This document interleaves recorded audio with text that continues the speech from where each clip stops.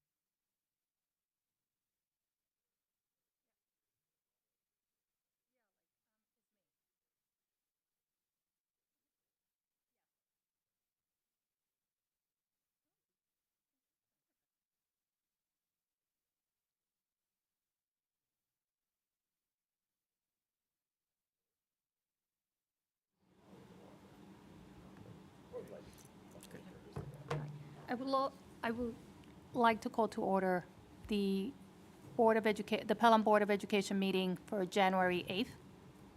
Let's rise for the Pledge of Allegiance. I pledge allegiance to the flag of the United States of America and to the republic for which it stands, one nation, under God, indivisible, with liberty and justice for all. I would also like, before we start, to call for a moment of silence on today's day of mourning.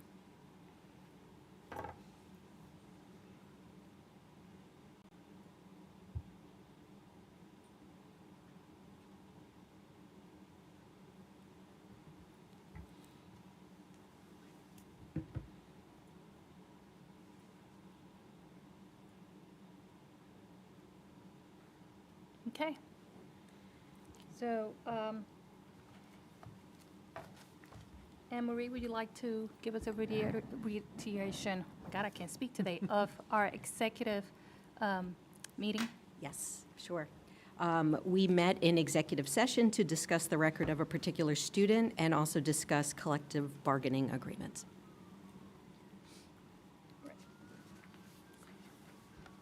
All right. So now let's move to, oh, sure. Let me just- Okay. Just readjust. All right. 2.4. Yep, cool. So now I'm going to have some opening remarks. If you notice, Jackie DeAngelis, our president, cannot be with us today, but she did send us some great notes for us to read. Before I do read that, I would like to just thank everybody for coming back. It was a great holiday break. I think we all needed it. It was well received by the kids, by the parents, and I'm sure by the teachers and administrators. So it was a great 2 weeks off, and now we're back. In 2025, we have a lot of work to do. So thank you, everyone, and Happy New Year and welcome back. So from Jackie, she wanted to say a couple of words. Unfortunately, she couldn't be here due to some work commitments, but I'm going to read them for her. So welcome back from the holiday. I hope you had a wonderful time with family and friends. She's, her apologies for missing this meeting due to her work commitments. We are in a critical period now as a board. It's budget season. And this also is the time where we prioritize our facility needs and develop a new bond proposal to present to the community for alignment and support. Before the break, we spent time as a board learning how to evaluate the needs brought forward by the demographic and facilities studies that we had undertaken last year, as well as conceptual plans that were put together by our architects who have come tonight as well to discuss with us. Tonight, we will also align on the evaluation method and move forward, hopefully as a board. From these studies, we've identified several key areas requiring attention, such as ADA compliance in particularly one of our schools, capacity, aging infrastructure, and right-sizing spaces to optimize the learning environment. We have been discussing those needs in committee meetings and board meetings throughout the fall. There also have been facility committee meetings last year to discuss some of our needs. In the coming weeks, we'll begin community engagement efforts to gather feedback and ensure our plans reflect the needs and priorities of the community. We are excited about this opportunity to engage our community to ensure our students have the facilities they need to succeed in the long term. So that was from Jackie. Go to 3.1. So now we're going to move on. Motion to approve the minutes of the Wednesday, December 4th business meeting. So moved. Second. All in favor? Aye. Any abstentions? Any? No? Opposed? No. Okay. So now moving on to administrative and committee reports. So I think that starts with me. And tonight, as I know the board is aware, but just for the public, given the substantive conversation that we're expecting to have tonight around facilities, we have given the cabinet the night off on reports, But certainly, if the board members have any questions for them about any agenda items or anything else, you're more than welcome always to ask those. So I would just say Happy New Year. I as well enjoyed the 2 weeks off. It's rare that we get that kind of a break, and it really is restorative and refreshing to have the time to relax, to be with friends and family, and to take a deep breath and be ready for the next phase of the school year. So excited to be back. We already are already starting to think about calendar for next year internally, so you can expect that to be coming forward to you within the next month's time. So we go through a lot of process internally, certainly drafting calendars, using the regulations, and trying to match up with other entities in the region, like BOCES. Since we have students who take classes at our BOCES, we like to try to align as much as possible. And then we also have to work with our collective bargaining units on some agreement around different pieces of that. So just know that that is in process and is coming. And one note that went out to our families and our school community when school started was a new adventure that we're trying in the personnel world. As the board is aware, we've been, and I think the community is aware, we've been looking for monitors for many positions, be it special education monitors and security monitors for just kind of on an ongoing basis. We've had several openings in that area, and we just have had a real shortage in supply of interested candidates. So the board knows this back couple months ago now. I think we approved a contract with a vendor for a private security firm. And we actually, this week, started activating that and bringing in some staff through Briger Security.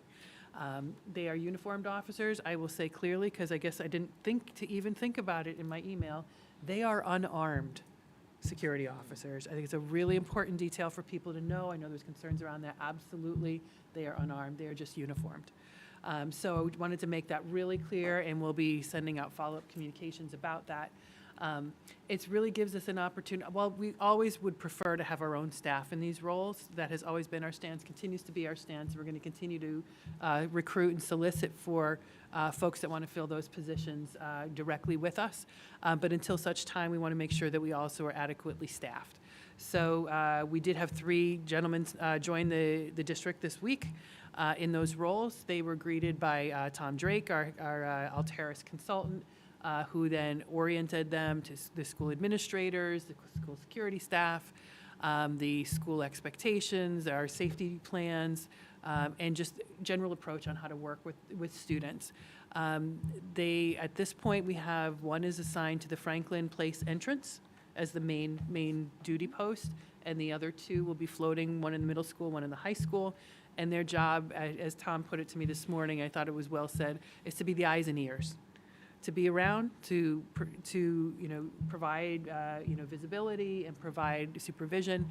But if there are any issues, the first move is to call our school staff, call our security staff, call our administrators, because these are the folks that know our kids the best. They know our expectations. They know a lot about our students that outside security staff may not be privy to. So it's important to call on those resources who do know our students best. So that's the direction that they've been given, and so far it's been met very positively from the school staff. The nice thing about working with an outside consultant firm is if, say, one of these guards happened to be out sick, couldn't be here one day, they provide substitutes. That's the commitment, is they're providing us security every day. So it gives us a tool to provide some consistency to make sure we're fully staffed. So I'm sure Jim will add anything to that if need be, if I missed anything. But just really happy to be at a fully staffed capacity, and are hoping to see a successful model there. Speaking of success, and I know I get spoiled because this has happened every year that I've been in Pelham, but do not let that be diminish this achievement. We just found out this afternoon. Many of you may be familiar with the Regeneron Science Talent Search competition. Yes. It is one of the highest in the nation student science competitions. Every year that I've been in here, now including this year, we just found out today, Pelham has 2 students who were selected in the STS competition. That's 2 of the top 300 students in the country. Let that sink in for a minute. In the country. So that is something just for all of us to be proud of. Dr. Callahan, the teachers have done just a tremendous amount of work, and I know that that work starts early on. I see Dr. Fitzgerald smiling over there because I know that there's power in the work that our high school students do with our elementary students that then gets translated up to middle school, where Mrs. Buckley's got our middle school science research program club started. That, you know, all those seeds are planted along the way that culminate in a tremendous program at the high school that continues to be awarded not just at the local or just the state level, but now at the national level. So congratulations to those two students, in case you may know them, Madeline Pacella and Axel Robinson. So congratulations to them, their families, their teachers, and all that has gone into that incredible accomplishment. I'm sure we'll be publishing that in other venues as well, and look forward to celebrating them at another board meeting. Just wanted you to know that hot off the presses news. So one more thing, and Natalie really, via Jackie, already mentioned it, but just excited tonight to start really the next phase of our facilities conversations. We have been having these conversations for well over a year, but tonight we're here as a follow-up to our September 18th meeting. Folks may remember we had KGD representatives, Russ Davidson, Walter Hauser came then to give us the overview of our building conditions survey. The board has been digesting that and working with committees to then take that and combine with the demographic studies and the room utilizations report to put together some potential projects for us to be examining. So tonight they're here with the further development of that work to present that to us. The board knows this at our last meeting. We spent time together as a board learning some strategies for collaborative decision making and training on the decision analysis process and starting to figure out how to use that to begin to make decisions about this major project that's in front of us. So tonight what we hope to do is to hear from Russ and Walter, some updated presentations, to have some discussion, question and answer, to go through that decision analysis criteria and try to really refine that and agree on what we want to be looking for there. And then depending on how time goes, we may want to start to look at are there options that we want to keep on the table? Are there options that seem kind of outside of what really makes sense for what we value as we go forward with this discussion? This is really the start of discussion. We're not going to get to final decision points tonight necessarily, but look forward to this being the start of a lot of engagement with the board. And as was already said, we're going to be laying out an engagement plan for the community so folks will know how and when they'll have the opportunity to come and be engaged. So I know one of the things we talked about in our engagement committee, and I'll say it out loud and we'll maybe say it again tonight, we really encourage the community to pay attention through these next couple of months. We really want folks to get engaged, stay tuned, because there really are some important, big, exciting, significant decisions that the board's going to be making on behalf of the district regarding facilities that will have long-term implications for our students and our taxpayers. So we really invite folks to tune in and stay engaged as much as possible. With that, I'm done with my report, and I think we can proceed and turn this over to our guests tonight, Russ Davidson, Walter Hauser from KGD Architects. And I just continue to appreciate our work together so far. 2017-18 bond was successful, and here we are again, and I've already appreciated really many great brainstorming sessions with them. Jim and I and John Condon, who's here tonight with us as well, have had many meetings and follow-up conversations to really try to move this work forward and to provide the information that the board is looking for tonight to start helping us move towards decisions. Take it away. Thank you. Thanks for having us tonight.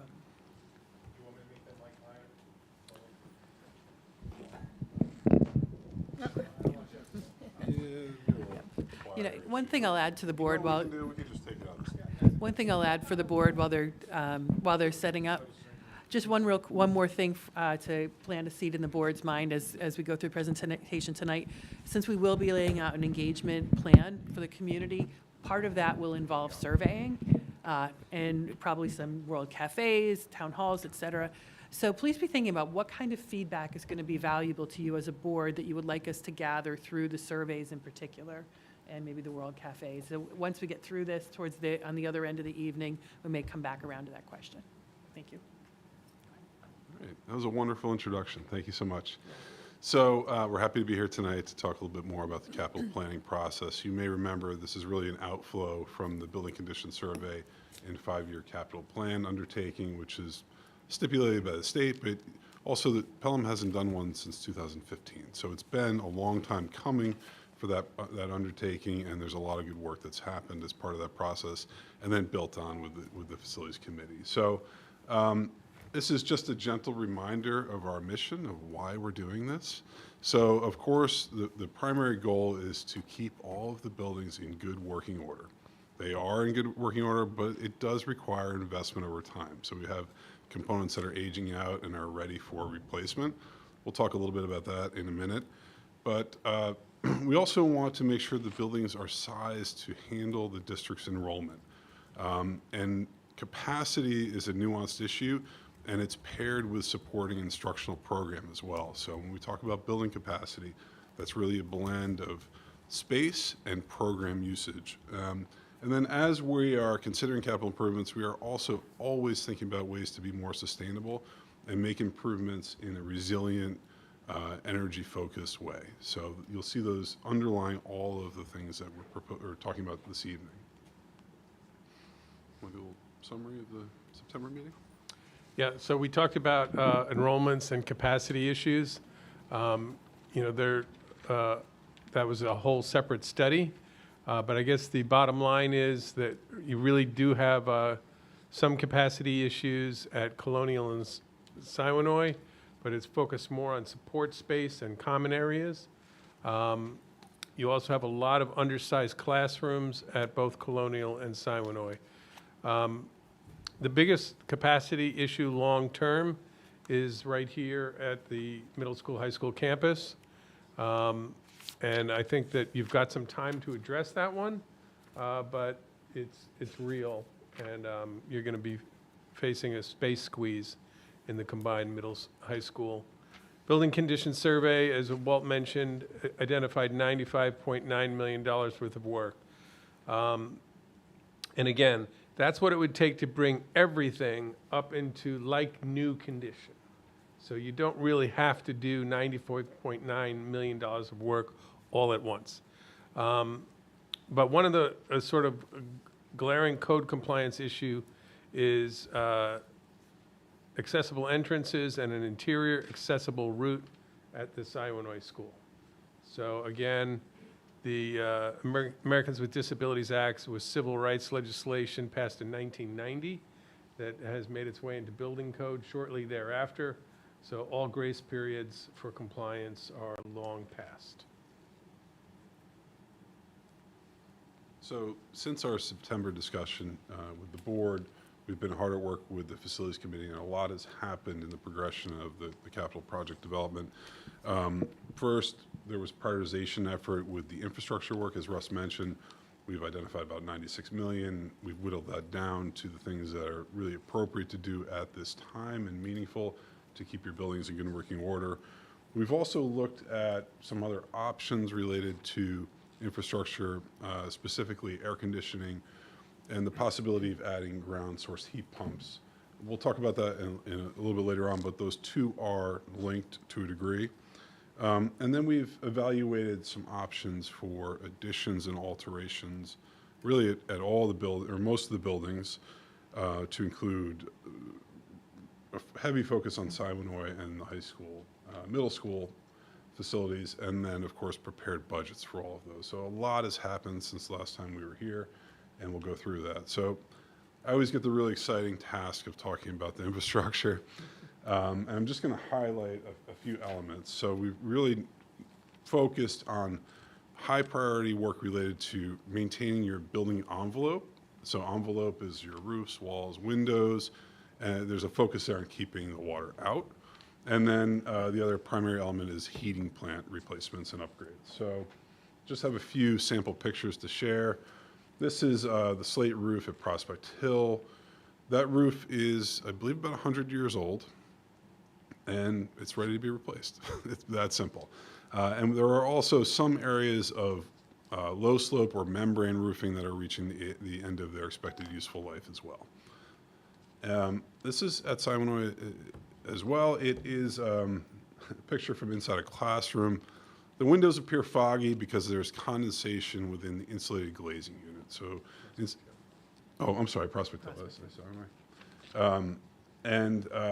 The the seals on the insulated glazing units have failed.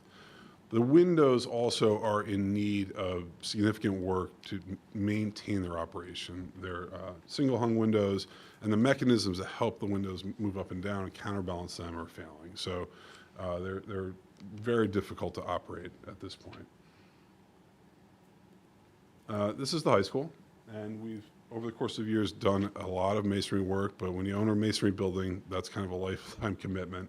And there is ongoing need to continue to maintain the masonry in the building. The picture on the upper right, you could see some water infiltration coming off the top coping, and those are issues that just continually need to be addressed. So that's included in the prioritized building condition survey work. And then finally, heating plants. This is a rather dramatic picture. This is probably the worst boiler in the district. This is at the high school. It's currently out of service. There are 2 other boilers at the building, but a number of the heating plants at your buildings are at the end of their expected useful life.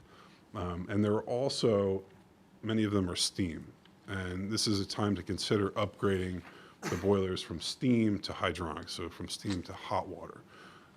And there's an involved process in doing that.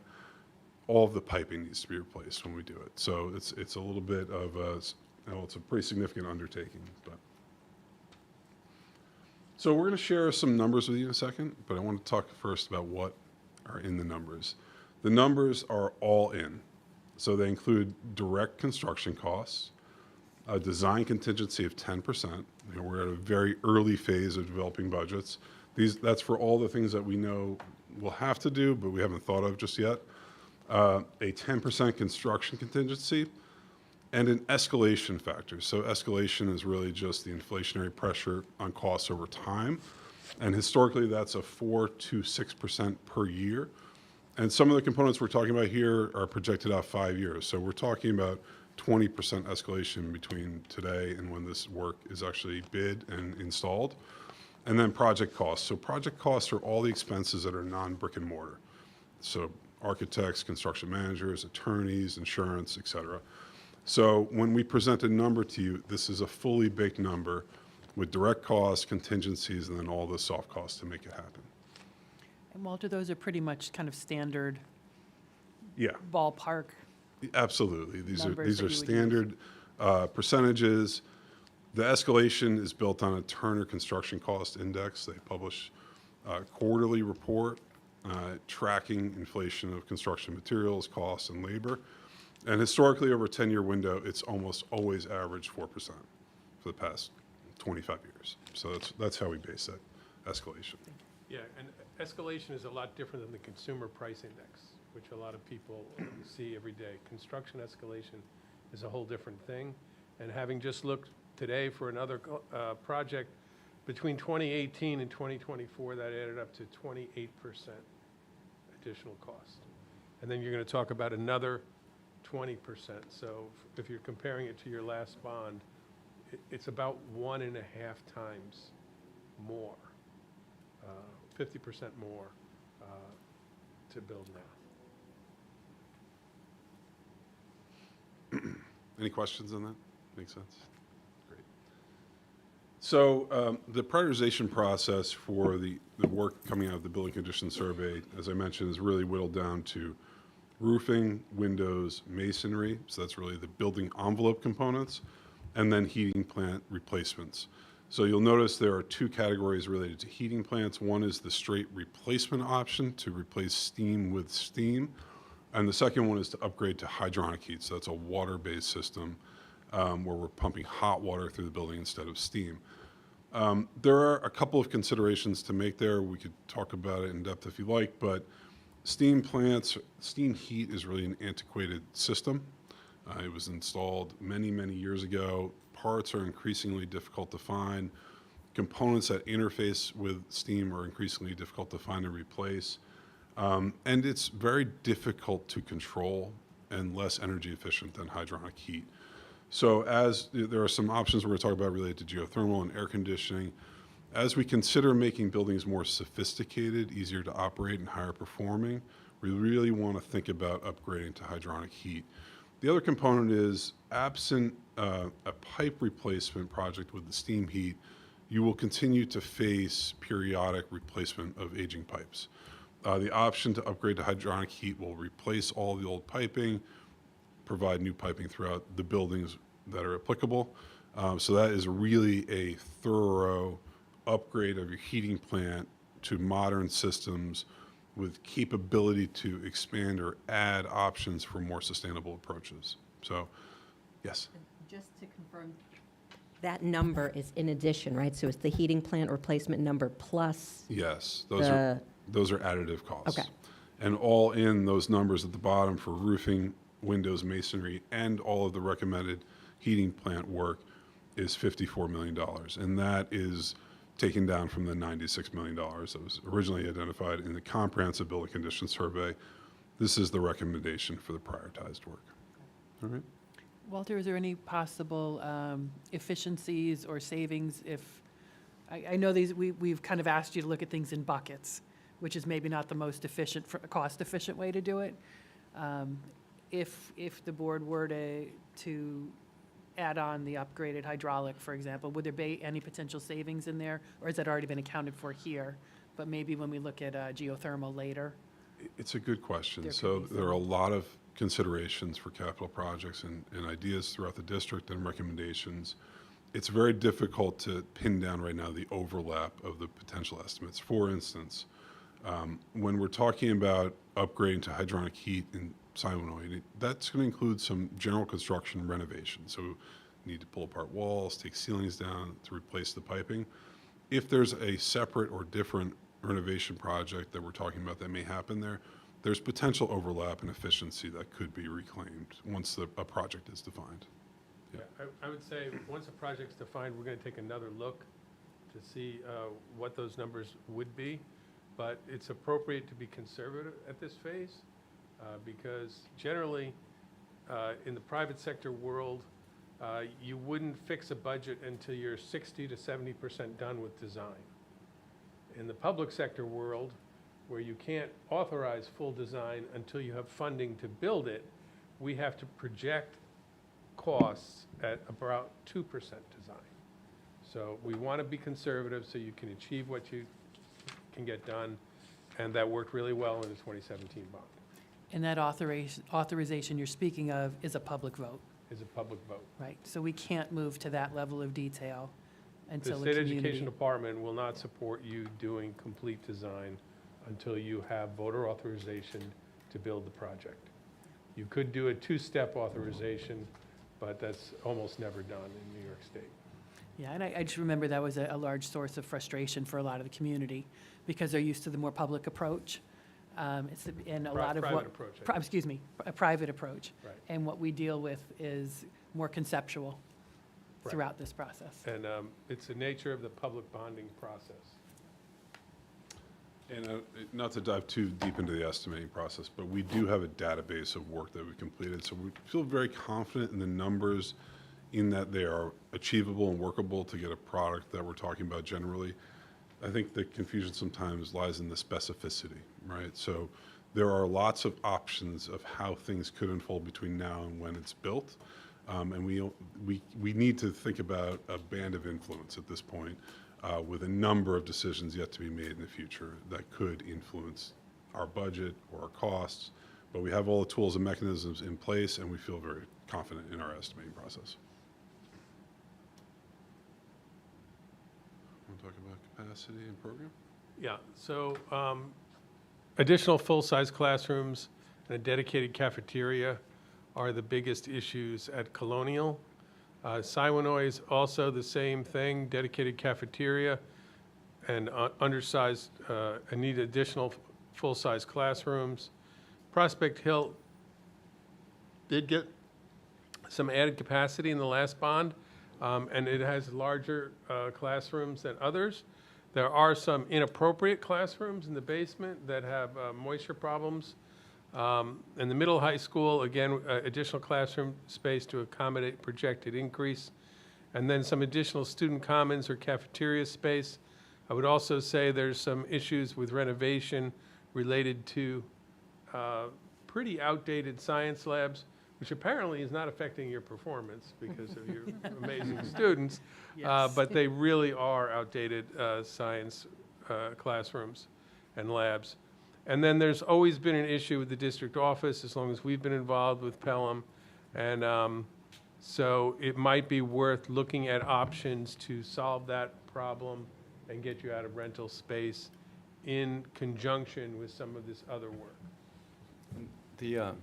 The items on the slide, just to be clear, they're not in any sort of ranked or prioritized order. This is just everything that ideally we would do if we were able These to. are that are capacity and program related, not prioritized. So we looked at Colonial.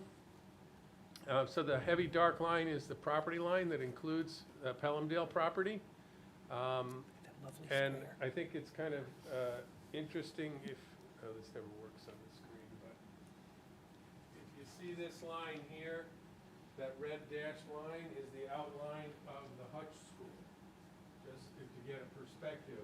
Sorry, can you speak to the mic? The outline of the red outline is the outline of the Hutch School. So it shows you that Colonial is really, the site is challenged and the building is challenged. The blue area could be a 2.5-story addition with 6 classrooms, but you would only net 4 because you're going to take 2 away where you cut through. And we could put a cafeteria at the lowest level in that courtyard, and it would be wonderful and solve a lot of problems. You'd be able to expand the play area to the 314 Pelhamdale property, but then you would have to move out of that property and find a place for those district office employees, and it's not an inexpensive proposal.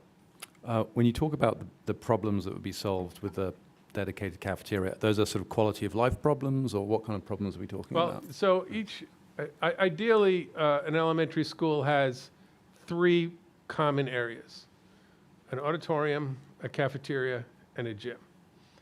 Even when you built the Hutch School, you said that's ideal but expensive. So we'll have 2. So you have a cafeteria that functions as an auditorium, and you have a gymnasium. Colonial and Siwanoy only have 1 space that does all 3 of those things. So that's the real issue at both Colonial and Siwanoy. They at least need a second one, because if you go to any of those schools, you'll see that they're serving lunch, holding gym, and assemblies in the same room. And the custodial staff does an amazing job of moving tables quickly and hiding them in various corners of the building to make cafeterias into gymnasiums in about 15 minutes. But it's problematic, even for a small school. So this would solve the problem by, the gym would then become just a gym, an assembly space, and the cafeteria could be a dedicated cafeteria. Also, additionally, with the classroom addition like this, the corridor would be sort of circular, so it would alleviate congestion, would make the school safer and easier to get around, because you'd have 2 ways out wherever you hit the corridor. And the only other piece I would add to that was all on point from what we're experiencing would be small group instruction space. That's kind of a theme across all of our old schools. Yes. Because they were designed, 100 years ago, and you didn't have interventionists and resource rooms and all this, OT, PT. So it would provide some more space there. Yeah. The biggest difference between Hutch and Colonial, Siwanoy, and Prospect Hill is the amount of support space, the small group space. We showed that in the earlier capacity study graphically, and that is a very strong need in, I would say, contemporary public education, academic intervention, English as a second language, testing accommodations. The older school buildings have no space for this. So it happens in hallways or former closets. And that's why the Hutch School has a full-size classroom and a small room next to every one, and they're all used. And it's a very common issue with buildings the age you have, this lack of small group space.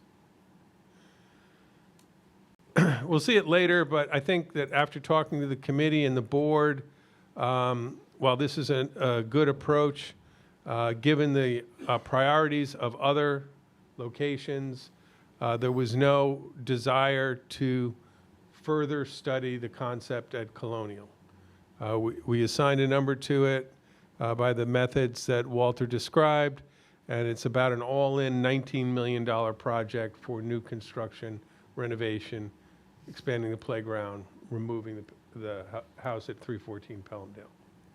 Could you just go back one to that previous slide? How many additional classrooms would that? 4. 4 classrooms, okay. And that would allow some of the smaller, undersized classrooms to then become small group instruction spaces. Okay. You actually get 6 new full-sized, but you only add 4. So you could take 4 of the worst ones, probably in the basement, out of service, which would be good. And then you'd have a number of them available for small group space. And that $19 million on the next slide, that does not include the structural HVAC, any of that stuff, or is that inclusive of? That is general construction renovation only.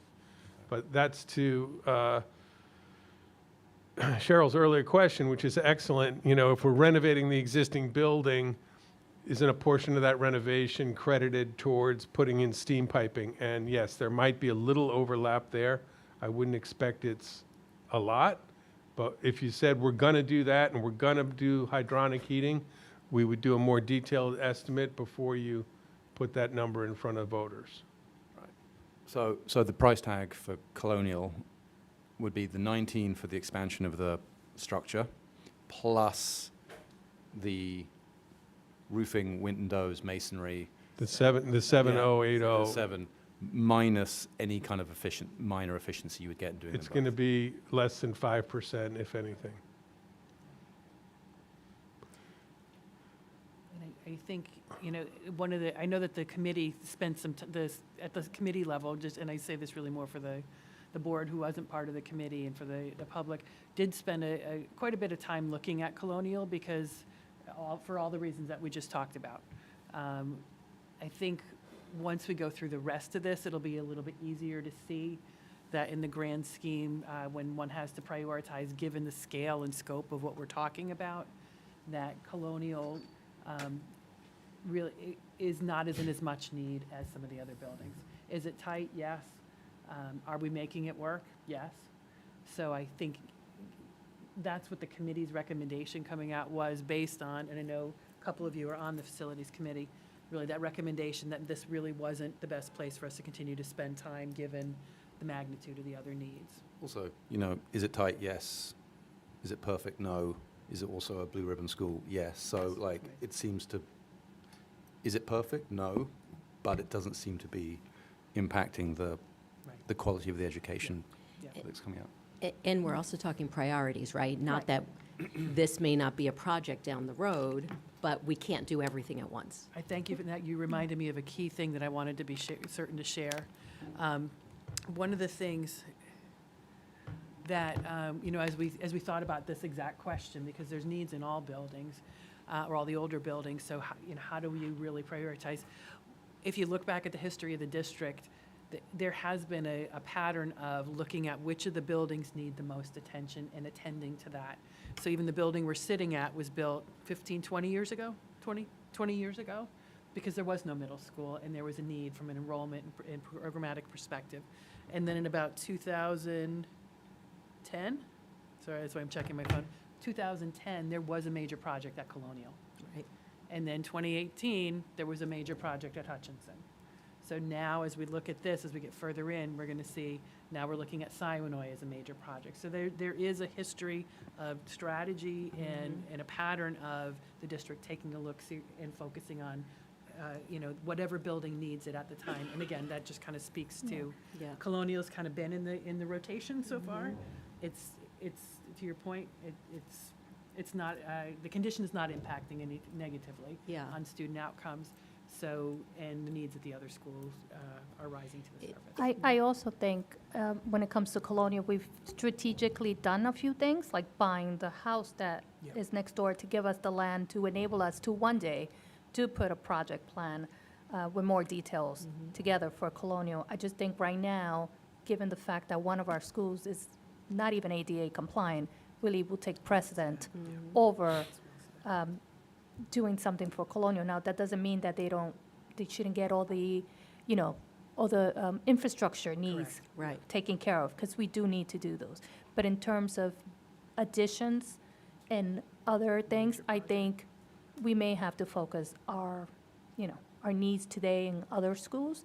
But I think from a strategic and long-term perspective, I think Colonial is set up very well, because the board, who was here back in 2019, was very strategic in buying that property right next door to allow for one day in the future to be used for, again, an addition or any other ways we could see fit. And what was added on? And was it 2010? Was it a library? Yeah, the library, and that was 2 classrooms and an elevator. That's when okay. the ADA work was done in that building. And Prospect Hill got the elevator in your last bond. That's right, I did leave that out of the project. It was a minor, major project. How's that sound? Right, it was going to be an elevator and a security vestibule and 2 classrooms, a classroom and 2 SGIs later. That's right. For the same budget, it was done. Yeah, Russ learned a lot about me in that work together. I can be a little diligent when I want something. I don't tend to give it up very easily. But just to sort of declare my own sort of personal affiliations as well. We are a Colonial family. I've had 2 kids go through Colonial. I have a 3rd kid in 2nd grade in the great Claire Cavalli's house. So I'm a member of the, I'm a Colonial loyalist. Is it perfect? No. But are some of the other buildings that I think we're about to see less perfect? Yes. And this is about making tough choices. So speaking of less perfect, Siwanoy, it's a lovely building in a nice neighborhood. So we have developed 4 options for Siwanoy, A, B, C, and D.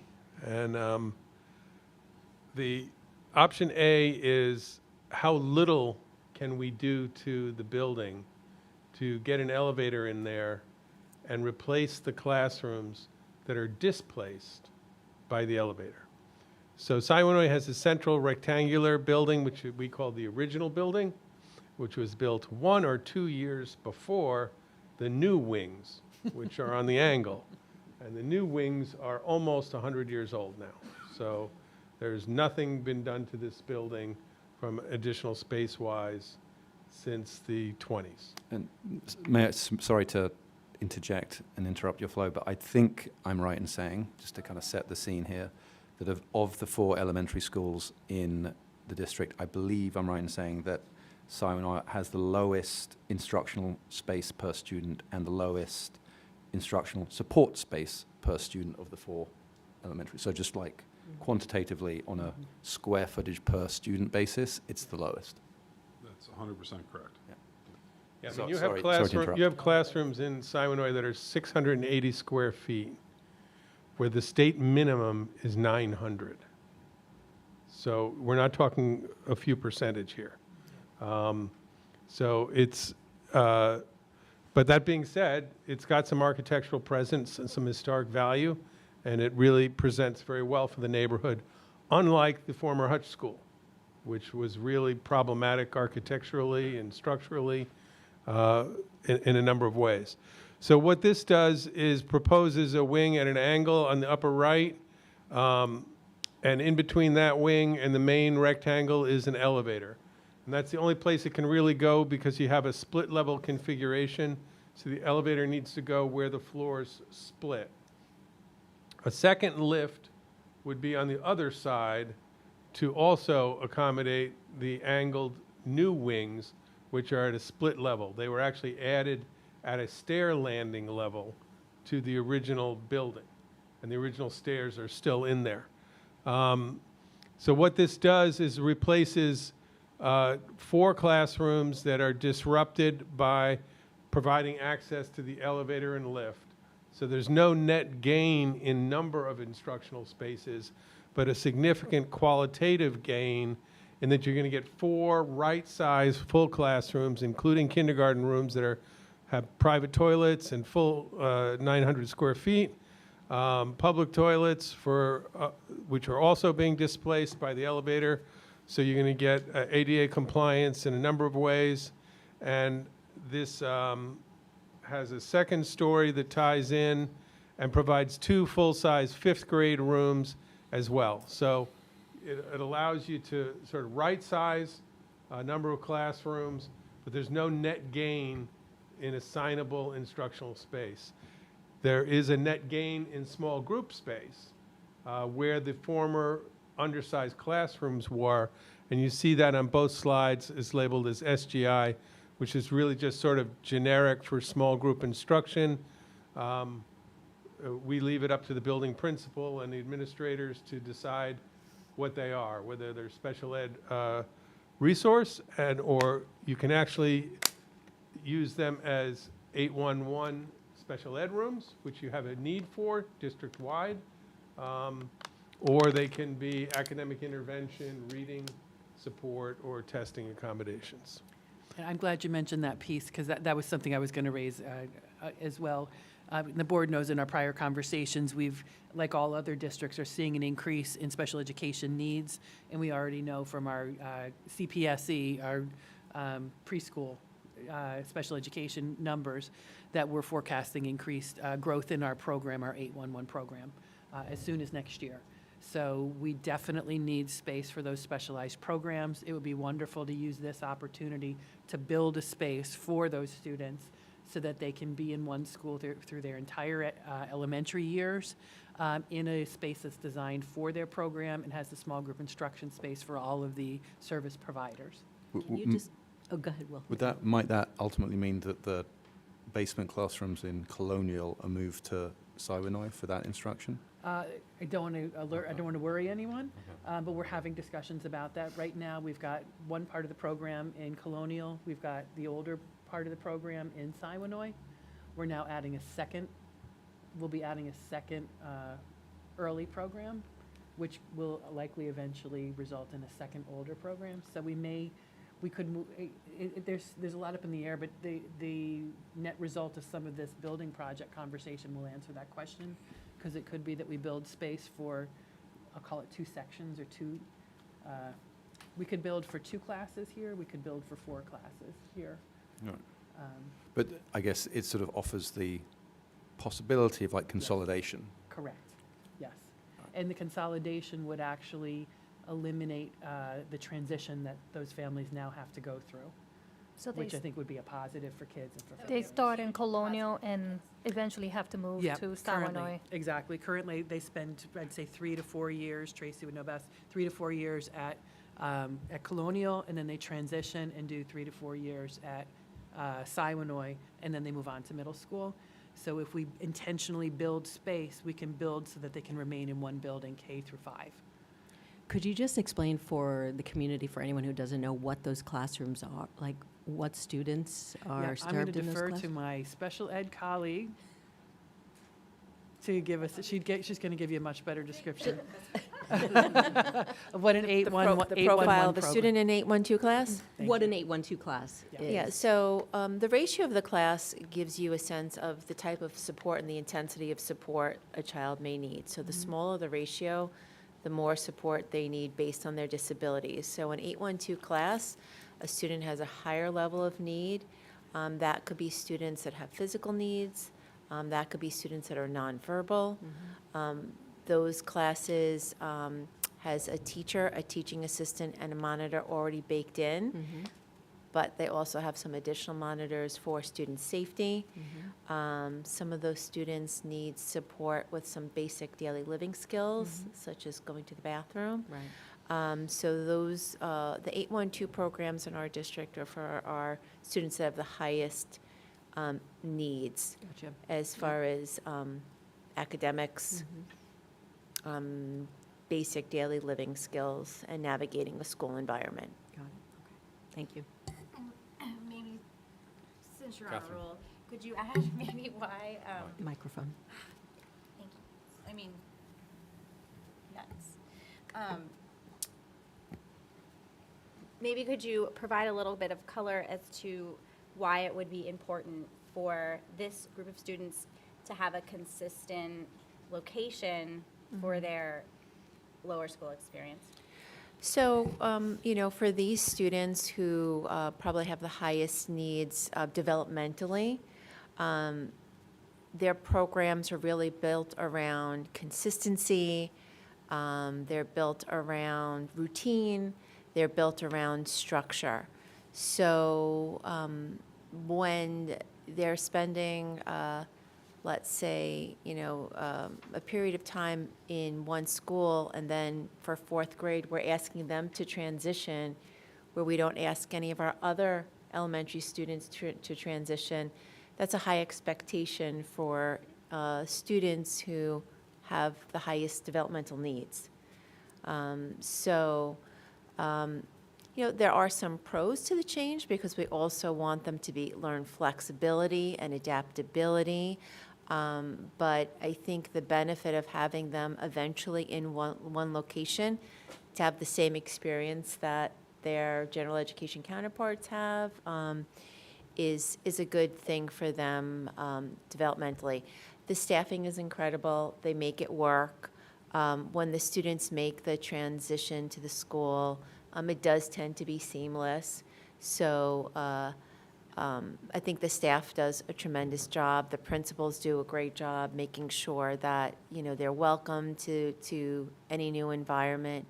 But I think, again, it goes back to, we're asking the students with the highest needs to do something that we don't ask other K-5 kids to do, which is leave a building right kind of smack in the middle of, their elementary programming.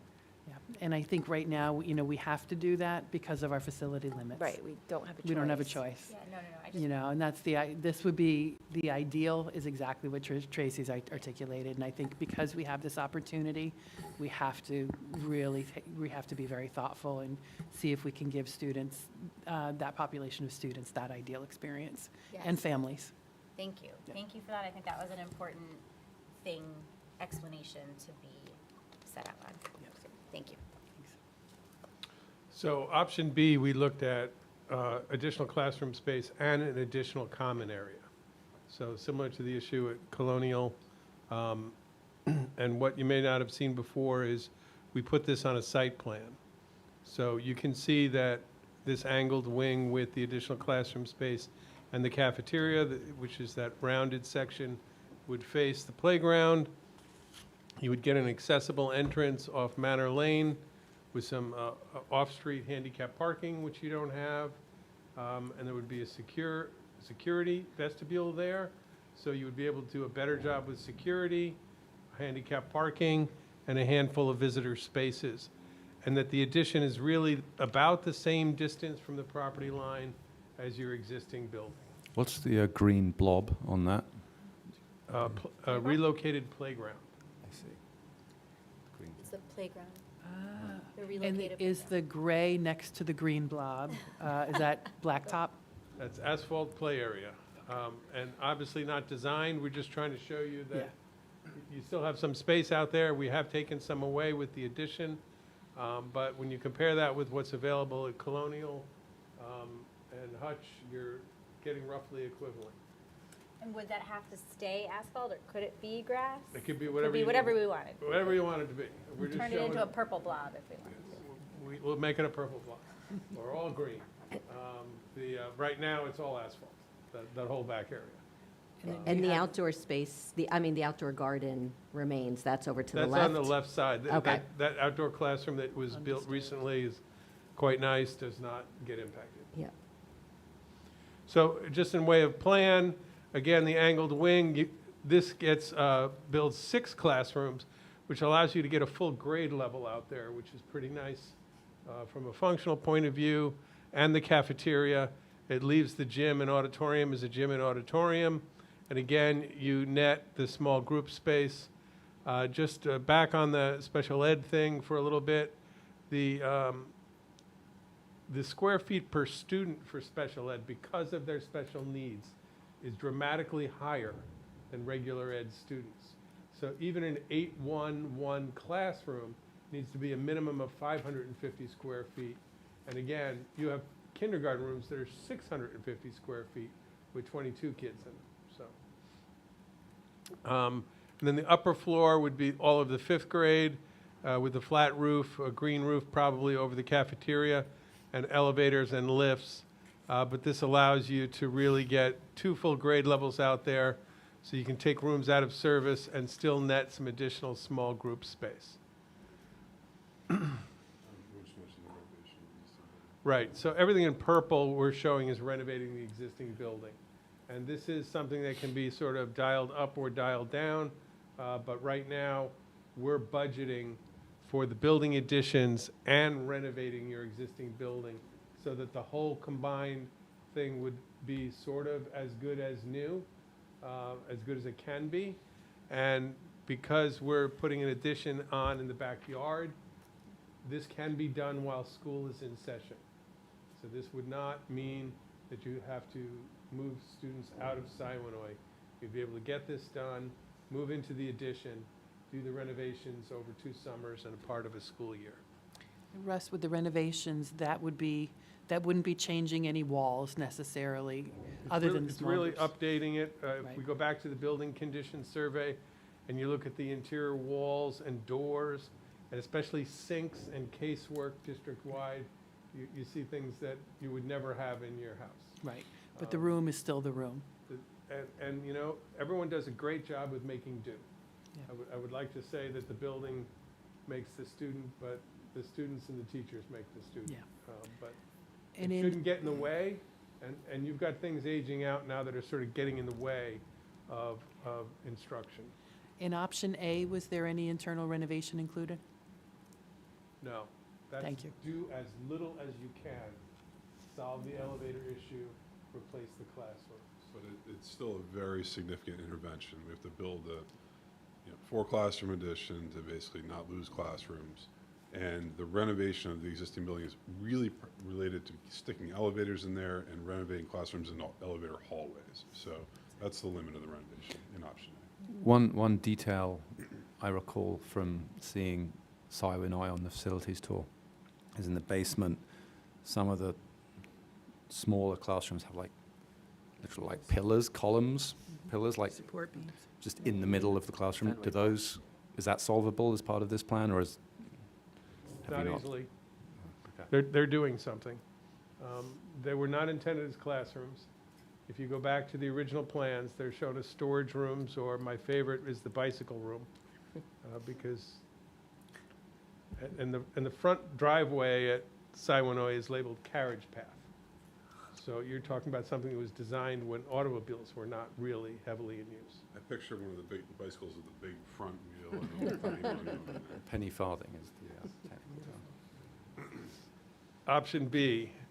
So option C is a more aggressive option, which basically takes off both of the angled new wings and creates a large addition perpendicular to the main area that, can be a little bit more contemporary on the inside, but I think can be designed to fit in on the outside. We wouldn't try and mimic the older building, but you can be respectful to it in windows and material selections. And I think it could be really attractive for the neighborhood. And what that does is, because you're building so much on the right side of the site, you can regain playground on the left side of the site. You may be able to work around your existing outdoor classroom, or you may want to reconstruct it somehow. Also, if you can see the gray on the bottom right of the yellow addition, this actually is not as close to the property line as your existing building.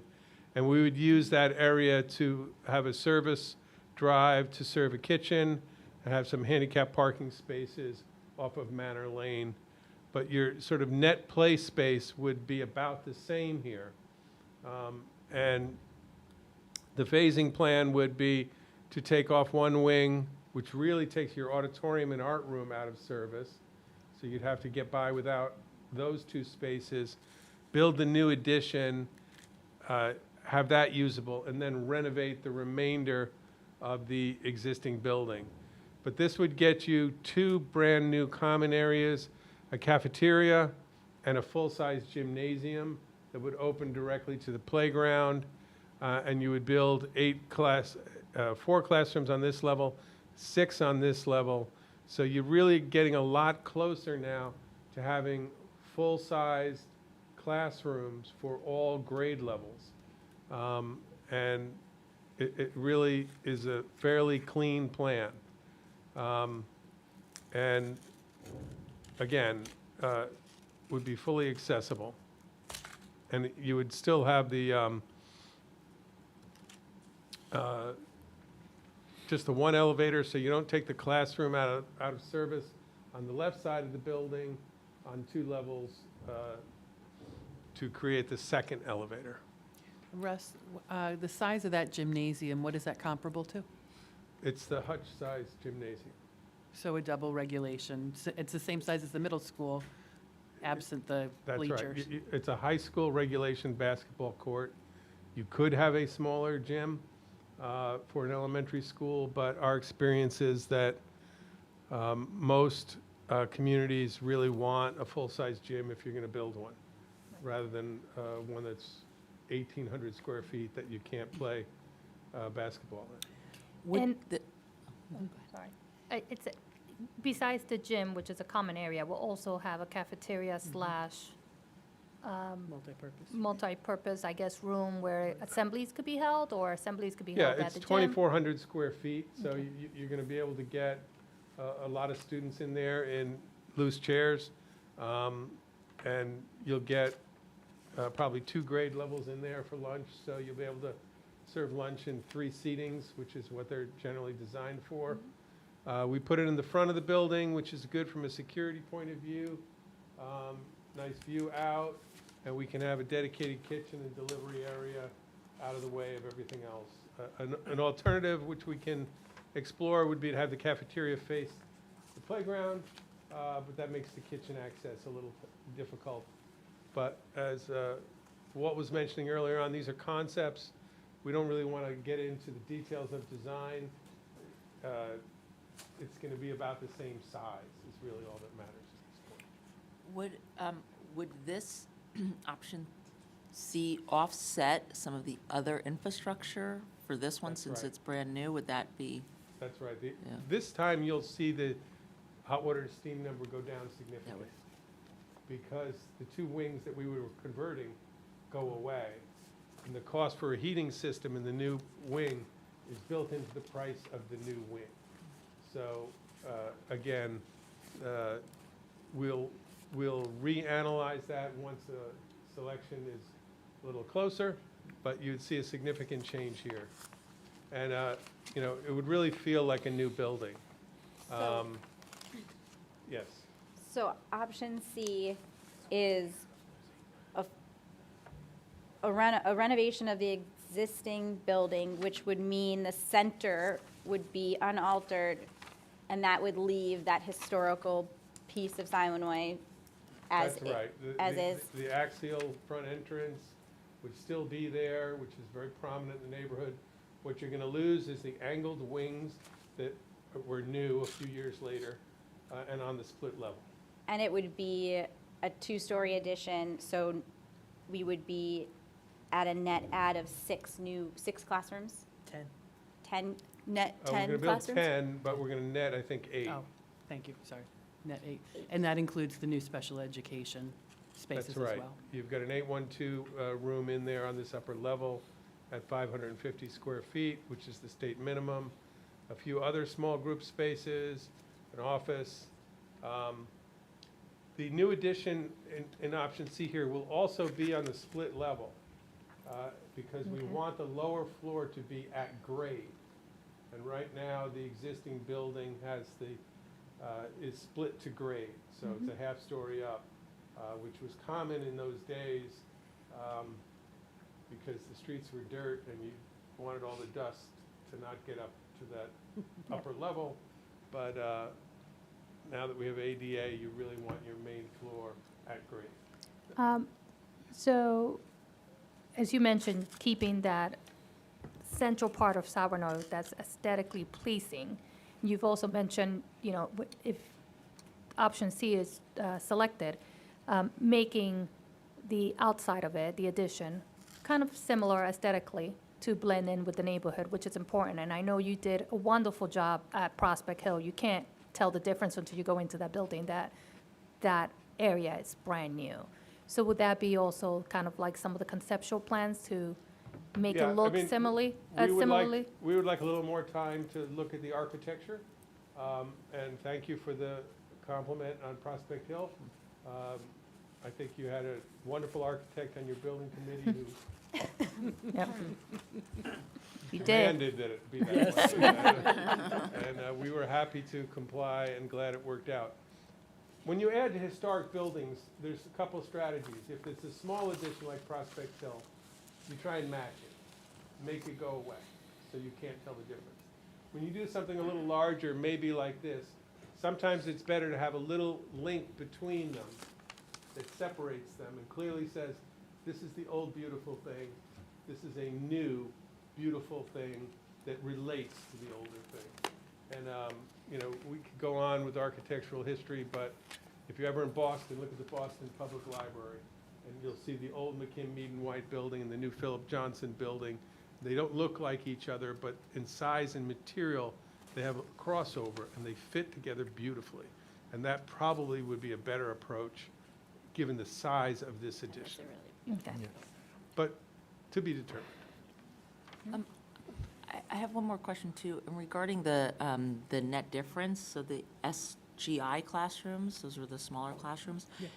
Given our current enrollment, does this leave room for an increased enrollment, or, you know, like that sort of anticipated growth, or does it fit the current needs?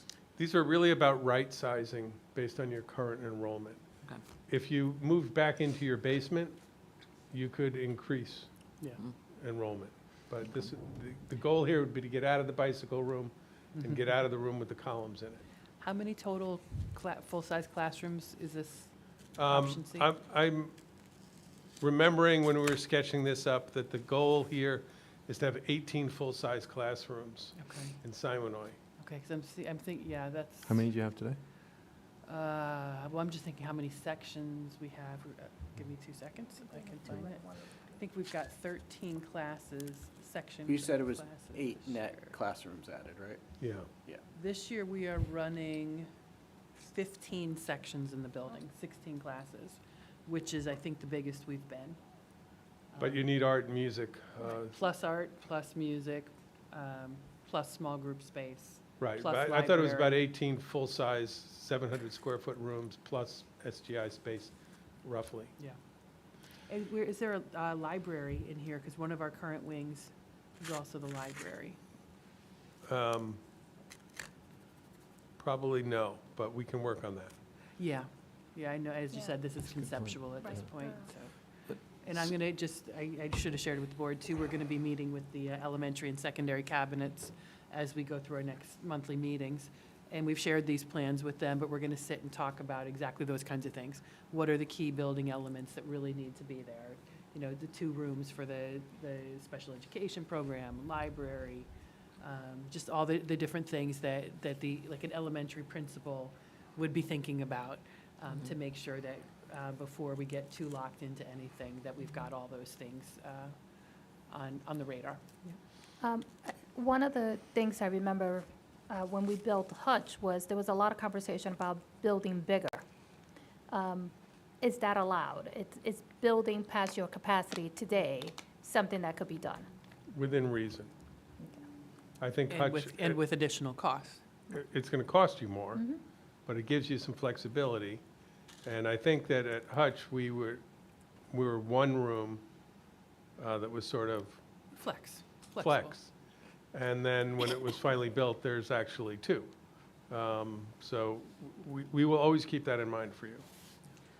Were there state rules, though, I thought, around Yeah. building? Yeah, so that gets back to your enrollment projections. So if your enrollment projections say that there's going to be 550 students in this building, and you clearly design a building for 650, basically, you're only going to get aid on the 550. Okay.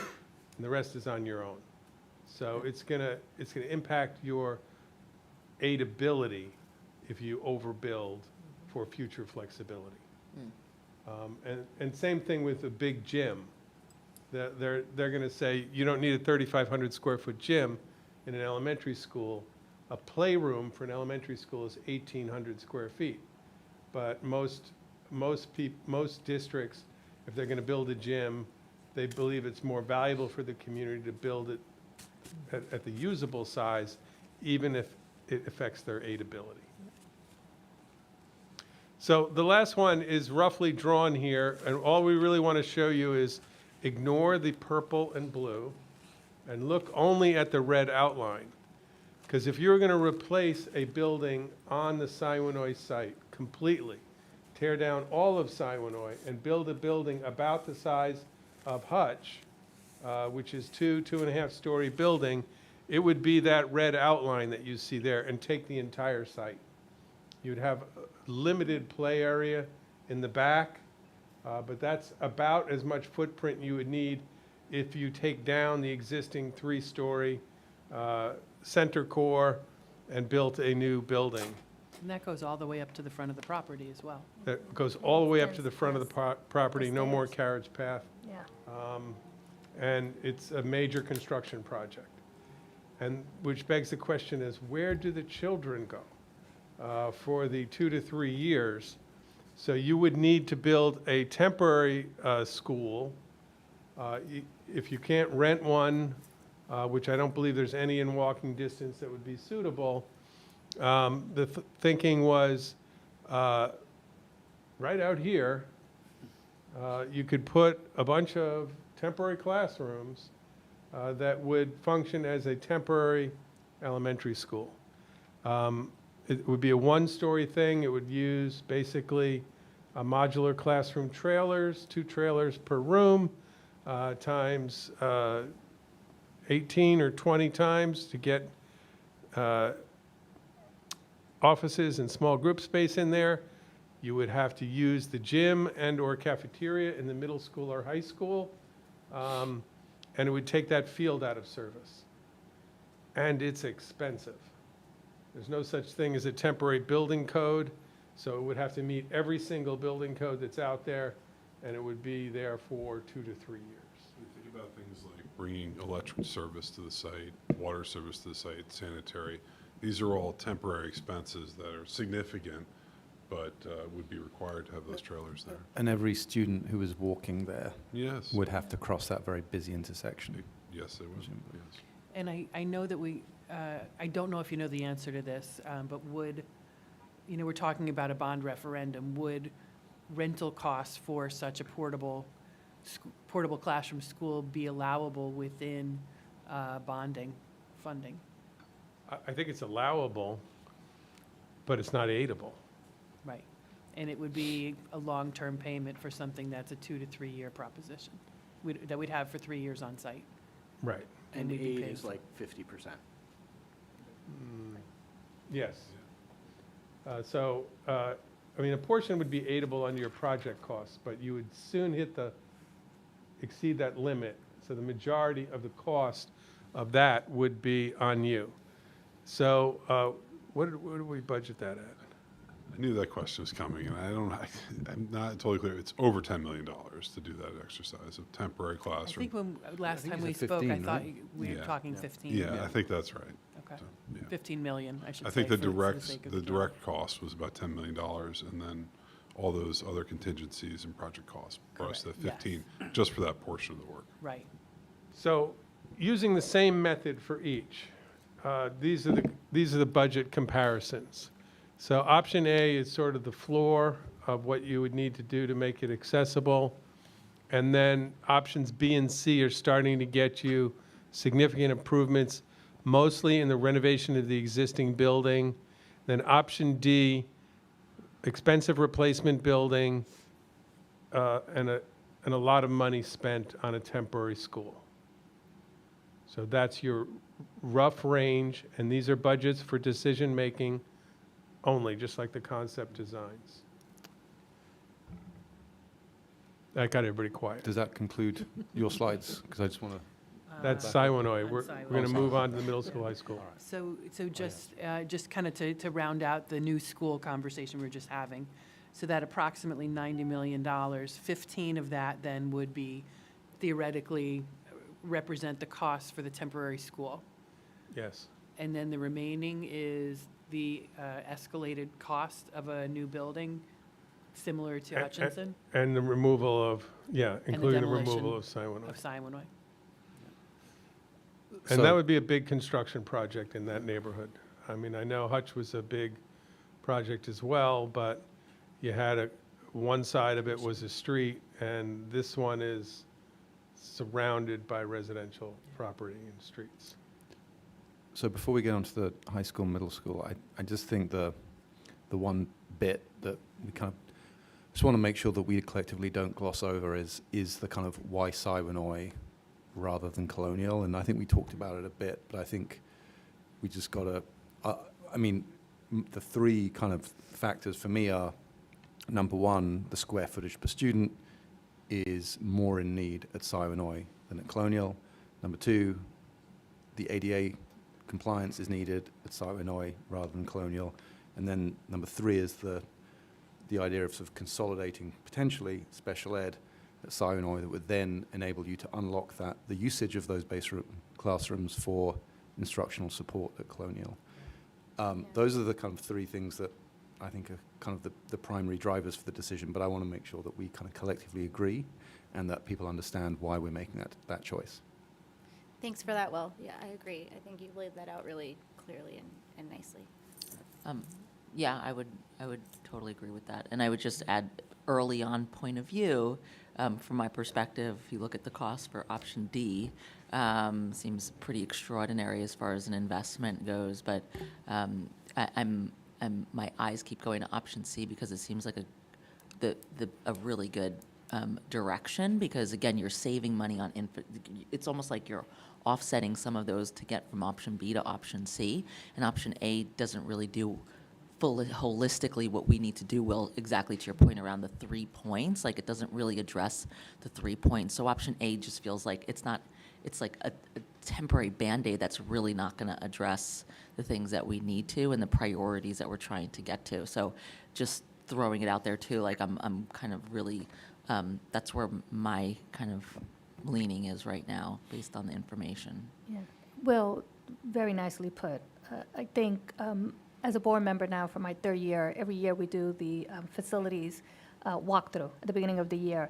And it's always shocking when you visit some of the schools, when you compare them, right? Like in some of the classroom sizes in Siwanoy versus Colonial, versus like some of the other schools, especially when you compare it to like a brand-new school like Hutchinson. So I do totally agree. And I want to reiterate, we're not saying, I don't see us not addressing Colonial today as a no. I see it as a later. Like it may not be something that we could do this year, next year, but it will get done. It's just not a priority right now today because if you really go through a walkthrough in Siwanoy, you've noticed the need there is just much greater. And also I think it's important for the Colonial community to understand that at the end of this, it's not like there's going to be nothing that benefits that building. I think we're heading in the direction of air conditioning. I think we're heading in the direction of probably a new roof. Do we need a new roof for Colonial? I can't remember. Was that on the list? No? Okay. I think the cupola Just maybe had a little bit of One work. part of that A roof. little bit of repair Well, okay, but I think, fair enough, but the and sort windows. of new windows, but I mean, for quality of life, both for the teaching staff and for the students, central air conditioning, I think, is something that would be extremely important to everyone. And again, potentially, the reconfiguration of those rooms in the basement to provide instructional support or other purposes for other things. Yeah, and I just want to say, I appreciate your Team Colonial, but being able to look at the bigger picture, because there are many community members that won't personally benefit, whether they don't have kids or they're not in it. And so this is the conversation around what is the community's needs, what are the students' needs and the priorities. So I think that was really helpful for me to hear from you as like somebody that is in that district and your point of view on it. I'm sure, everybody here agrees we are Team Pelham, and if it benefits one side of this community, it benefits all. Can I ask a question too, and really kind of what Dara shared originally, I guess leading to it. Before we move on to looking at middle school, high school, is there any consensus around any of these options being kind of just a non-starter? Oh, a I mean, non-starter? D, I think. For me, Non-starter. D would be a And- non-starter. And Up A. and A. An A. D and A. A, and- yeah. And I ask that because we need to know, to give direction to our architects where to put their energies. And I would say, in D, like, as much as we all want something nice and shiny and new, I feel like there's going to be some disruption to all the options here. Absolutely. But I do think a disruption of that magnitude of D Mhm. will really not only disrupt the Siwanoy student body, but then bringing them here, where we already know we have capacity issues with the cafeteria, with the space. I mean, we had the conversation this week about the drive at 8 o'clock in the morning here. I just feel like that magnitude of disruption for this community will be a Well, and little it- too much. And it takes up most of the property, Right. right?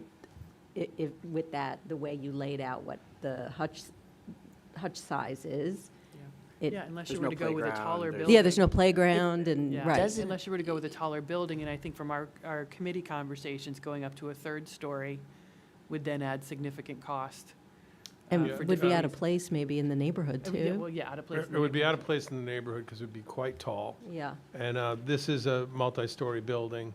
But generally, elementary schools are 2 stories or less because vertical travel, Yeah. small legs, and also construction cost. So at 2 stories, we're dealing with a non-combustible, non-fireproofed, non-sprinklered building. When we go to 3 stories, it's fully fireproofed, fully sprinklered, and the already very expensive cost goes up again. What's the net classroom for the option D? It's got the full program, just like Like Hutchinson.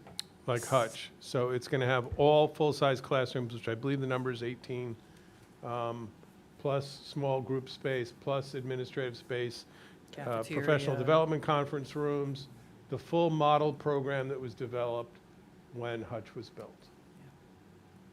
So it has the most, for sure. And these aren't apples-to-apples comparisons, but it's a very expensive proposition to build a brand-new building on that site. And then and move this- that 90 million or 90-plus million, how does that compare to what Hutchinson cost? Yeah. it was about 40, yeah. There's no temporary school there. Right. So it's really sort of the And the escalation. How long did 75 Hutchinson- versus 40 is where And- you are. Yeah. Yeah. How long did Hutch take to build too? 2 years? Yes. We benefited And from many, many I things. was just going to say, though, too, I mean, you said Yeah. it was about 2.5 years anticipated for this? Yes. Is that real, is that realistic? Because I know Hutchinson I think it- benefited from a lot of different things that Yeah. fast-tracked it. Hutch was built faster than you told the community. Yeah. And it's Because of the bigger. pandemic. It was the only positive that came out of the pandemic. So this could potentially take also 3, Right. you're- more than, good point. I guess what I I'm think trying to it's gonna say is be like, 3 it's school really years, potentially yeah. could take more than 3 years, really. I Well- don't feel any enthusiasm for this, so maybe we can. Yeah. What'd you say? Right. So I guess, yeah, it's well said. So I'm hearing there's enthusiasm around continuing to look at Just wanted to options really hit B it and home. C. Enthusiasm around, and energy around B and C, but no interest in pursuing options A or D any Right. further at this Right. point from the board. Yes. Okay. thank Okay. you. Middle school, high school. So again, the issues you're facing here are some capacity issues. According to projections, could be 100 students, could be 150 students, depending on how you look at that. But that's not an insignificant number. If 100 students showed up, additional students showed up on this campus tomorrow, you would have a real hard time assimilating that. So I do think you need to think long-term, that within the sort of 7 to 10-year window, you need to be able to have some additional space at this campus for instruction. And it seems to be high school age students. So one of the strategies would be could be to build middle school space and give the high school space that's now used by middle school students back to the high school. So there's a number of different ways to do this. And a couple of concepts that we looked at was creating a connecting addition in blue which would sort of be out here. It would take away a little bit of your field space, and it would be on the playing field side of your current breezeway. So on the left, that would keep the breeze, we'd build a new covered walkway where the breezeway is and put a middle school dedicated cafeteria and kitchen out here. So the middle school would get their own cafeteria. That would be on the second floor of that addition. It would contain 4 science classrooms, state-of-the-art, 2,000 square or 1,200 square foot science rooms with prep space and some additional classroom space, which would allow you to convert the second floor of the annex to district office space, which could hold all of your district office on one floor. And that would require us to replace 8 classrooms, which we would replace on the 3rd floor where the science rooms are now, and build new science rooms instead. Because part of the issue with your science rooms is they're undersized. So we can't really, we could renovate them in place, that would be okay. But ideally, when dealing with science space, it's better to build full-size new, and especially given your history with science and the changing demands on science curriculum, a new science or STEM wing, I think, could be the real sort of capstone of the Pelham learning experience. So this would require a new entrance to be in this sort of connector between the annex and the high school building, and that would allow us to put an elevator there so that visitors to the district office would come in, go up to the 2nd floor, do not have to go through student-occupied space. We'd be able to coordinate that and separate it, and you'd solve your district office issues, your increased population issues, and state-of-the-art high school science labs. So this also has a STEM room and additional science rooms to accommodate the additional population as well. So that's the quick version of option A. Option B does something similarly, but it does not move the district office to the annex. It does take away a science room in this building, which is sort of behind the offices. Technology room, and moves a portion of the district office here. You would still need space at Pelhamdale and/or another location. So you would then need 3 locations for district office. But we could still do the middle school cafeteria and kitchen. This concept moves the new entrance to the edge of the high school. So we take one of the high school cafeteria rooms and create a sort of commons or informal learning area, which you would not need all 3 cafeterias if we build one for the middle school. And then the addition would again replace one of the middle school tech room, which is S1, new high school science labs, and a STEM room.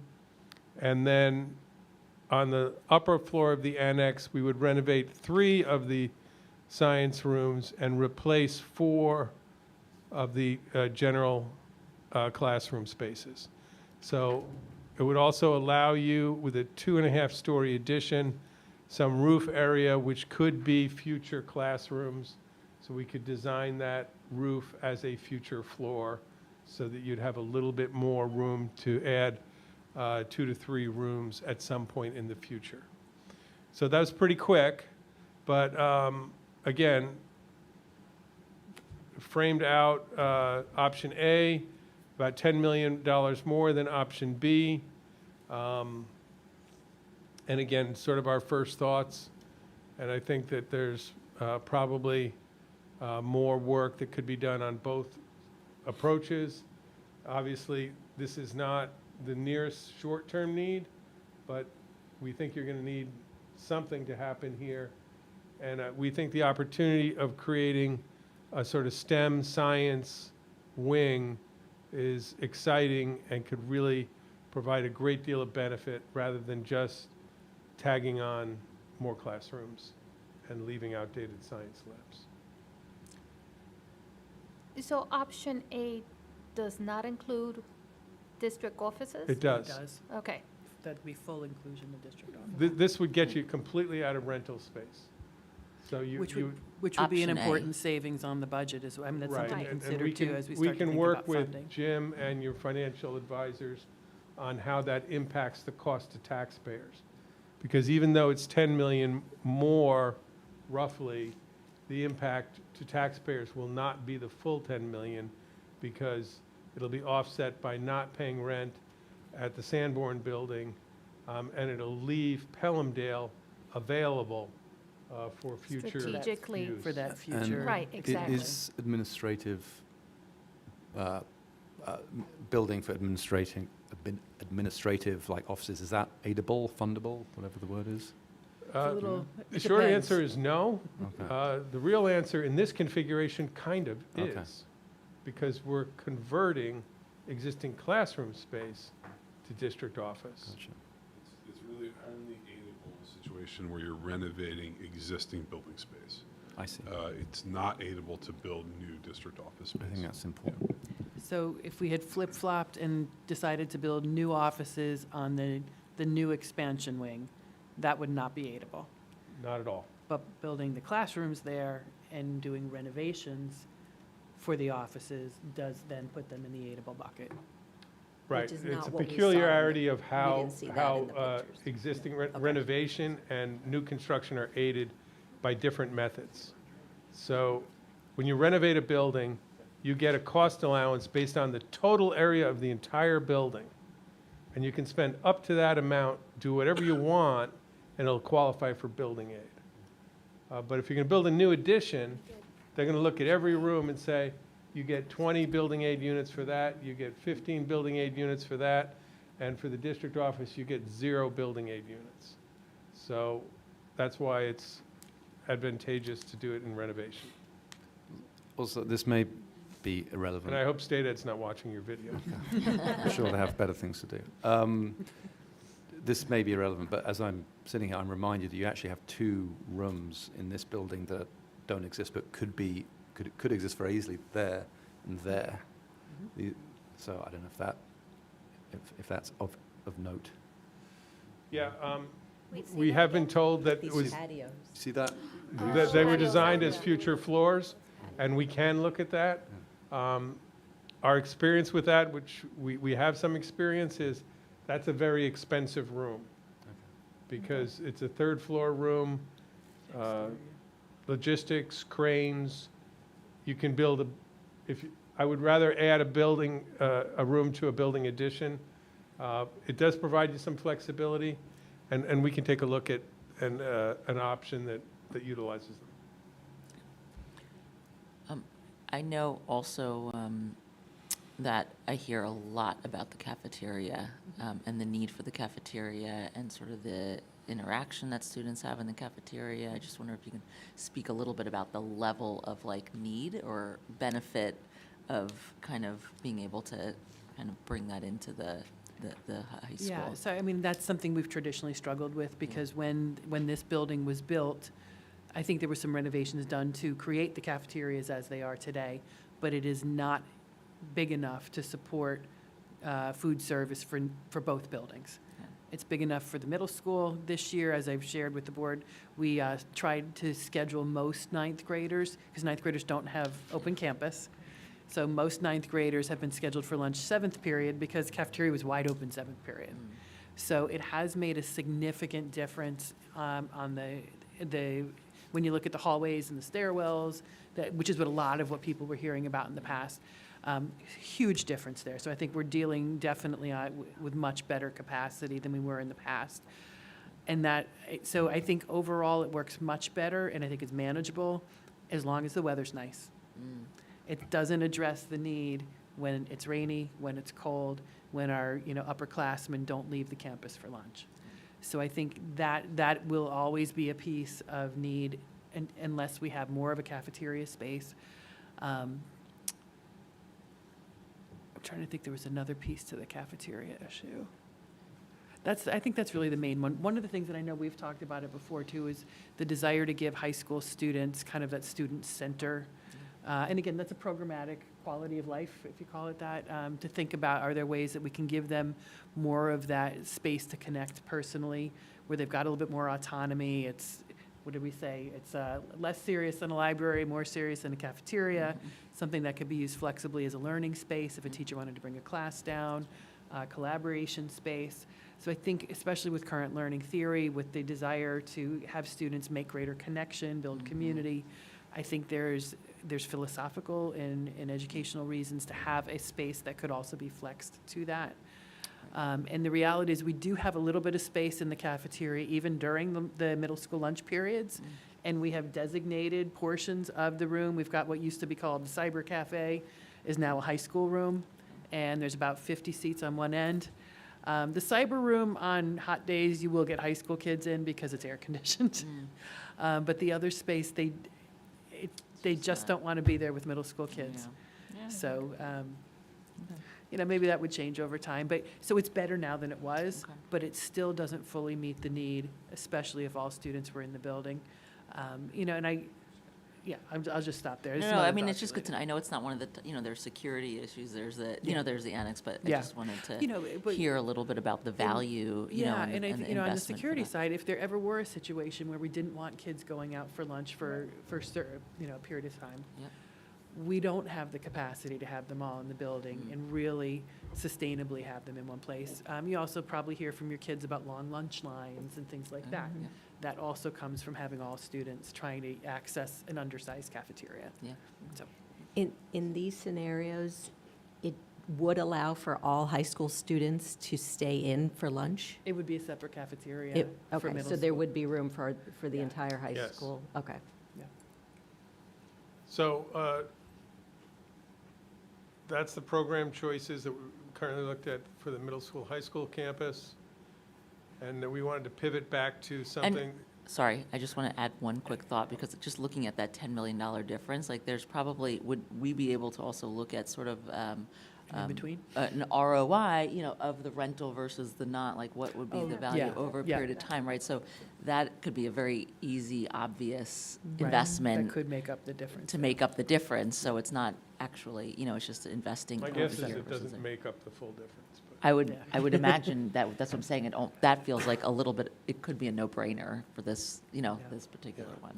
Yeah, so are we interested in continuing to look at That's what I both just of wanted- these, as well as look at, evolve these ideas a little bit more? Yeah, I don't think there's a clear, like with the elementary school, with the last conversation, there seemed to be like Yeah. two clear standouts. For This you, yeah. doesn't feel, to me, as clear of a, and I also think like there's only two options here.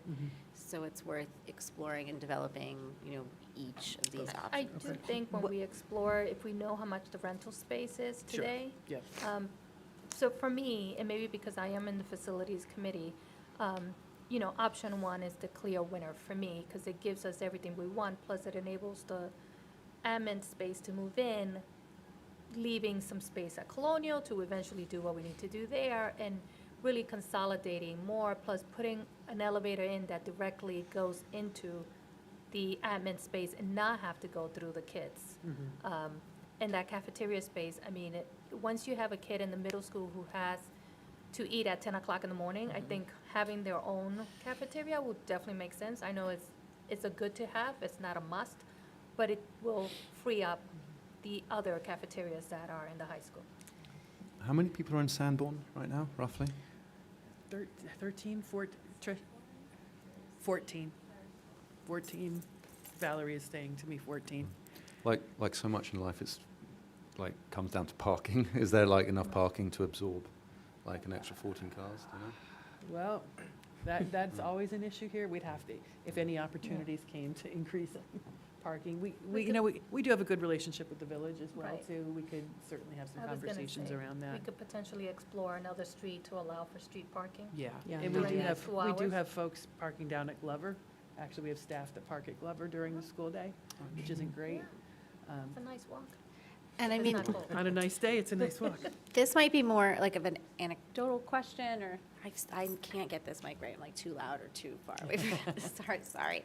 But are there benefits, like right now, our admin staff, we have, you guys are at Sanborn, then we have Jim and his team over Pelhamdale. And so having all of the staff in one building, Huge benefits. that would be a huge benefit, like for productivity or just, there's a lot of benefits to that for the workday, for the staff Yeah, too. and we Well, were. and being we with were the all- students, Yeah, like- and we were all on this campus before the current projects, and we needed the classroom space, so we moved off and separated. So yeah, there's definitely efficiencies that are lost. There's collaboration, cohesion that we work great together, and Google Meet is, solves a lot of problems. But the ability to be together would definitely make work more collaborative, more efficient. And Anne Marie said it, the big piece that we lost was being here with the kids, students. yeah. So, to get up from your desk and go take a walk down the hall is very different here than it is at Sanborn. Yeah, I mean, to me, I'm going to agree with Natalie. It seems like that's the difference, right? Like, that's the big difference. And I'm going to assume it's actually absorbed by the savings and being able to do that. So it seems like the benefits of everybody being together, plus it's not really going to be additional costs if you look at it about the investment over time, I'm guessing.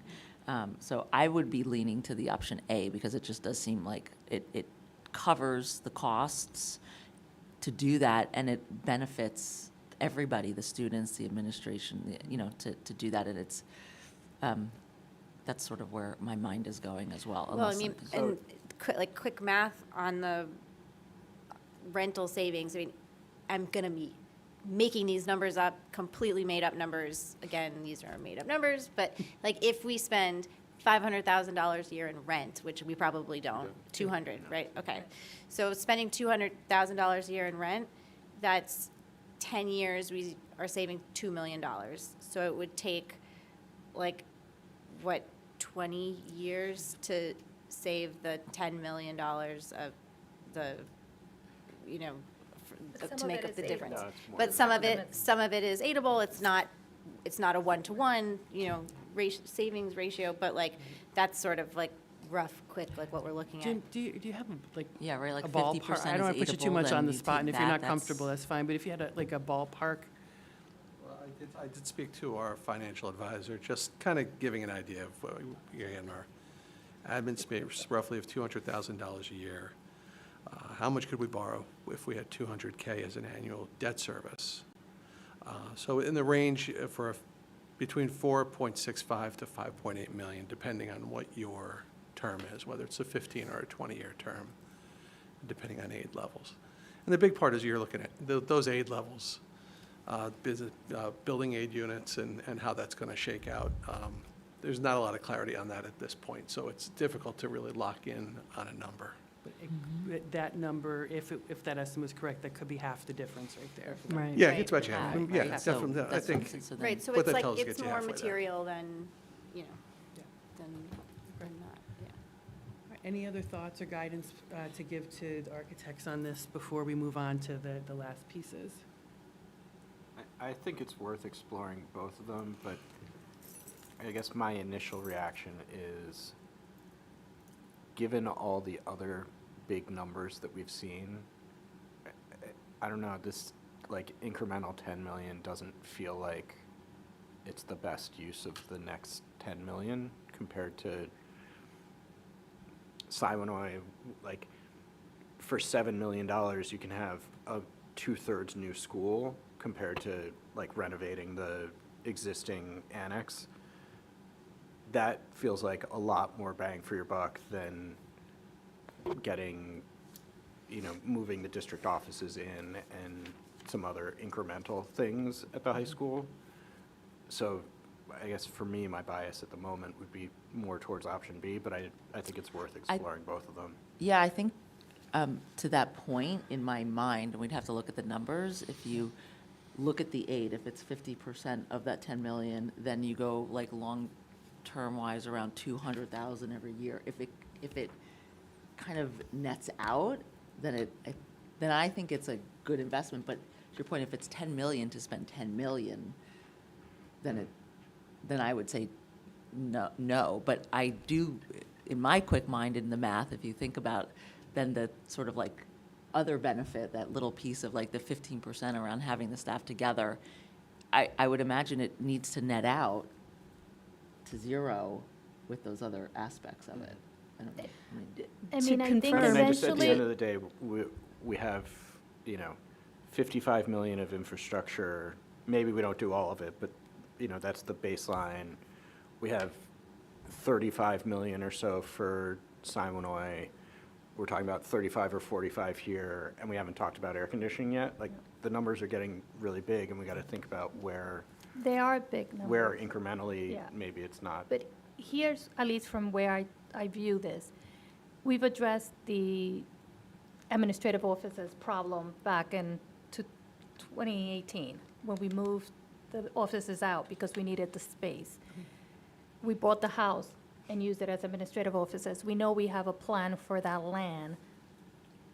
So we will eventually have to fix this problem. Like, this is not a can, I feel like we keep kicking that can down the road, and that can is gonna hit, and we're gonna have to fix it, whether we fix it today or whether we fix it in 5 more years, it's gonna have to be fixed. So if it's gonna cost me 20 million to figure out what I'm gonna do with the administrative situation in 5 or 7 years or 10 years down the road, versus just add it on now, while I understand it's a lot of money, I'm like, to me, it's like, I'm just postponing a problem, and I'm gonna have to fix that problem, because anything we do with Colonial relies on getting that space. So I just feel like, if we're gonna do something, I keep thinking bold, and you address the problem once and for all, because I feel like we're not addressing that problem, and we're gonna continue to every 6, 7 years, every time we talk about facilities, we're gonna come back to the same, where we put the administrative staff.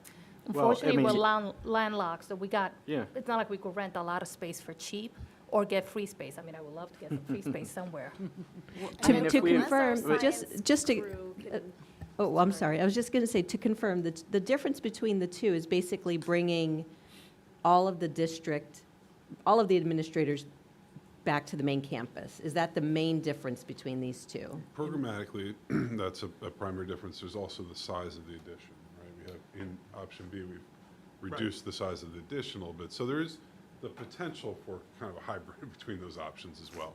Okay. And, I was going to talk about it a little bit later on, but a lot of work we've done to date is estimating. So trying to assign costs to a drawing that we've prepared and a program that we've prepared. There's also the art of budget development, which is a little bit different. That's saying we have X amount to spend, and in a case like this, there may be a decision point, say, we really don't want to spend the incremental 10 million, but we really want to find a way to get the district office in there. How can we rework that a little bit for 36 million?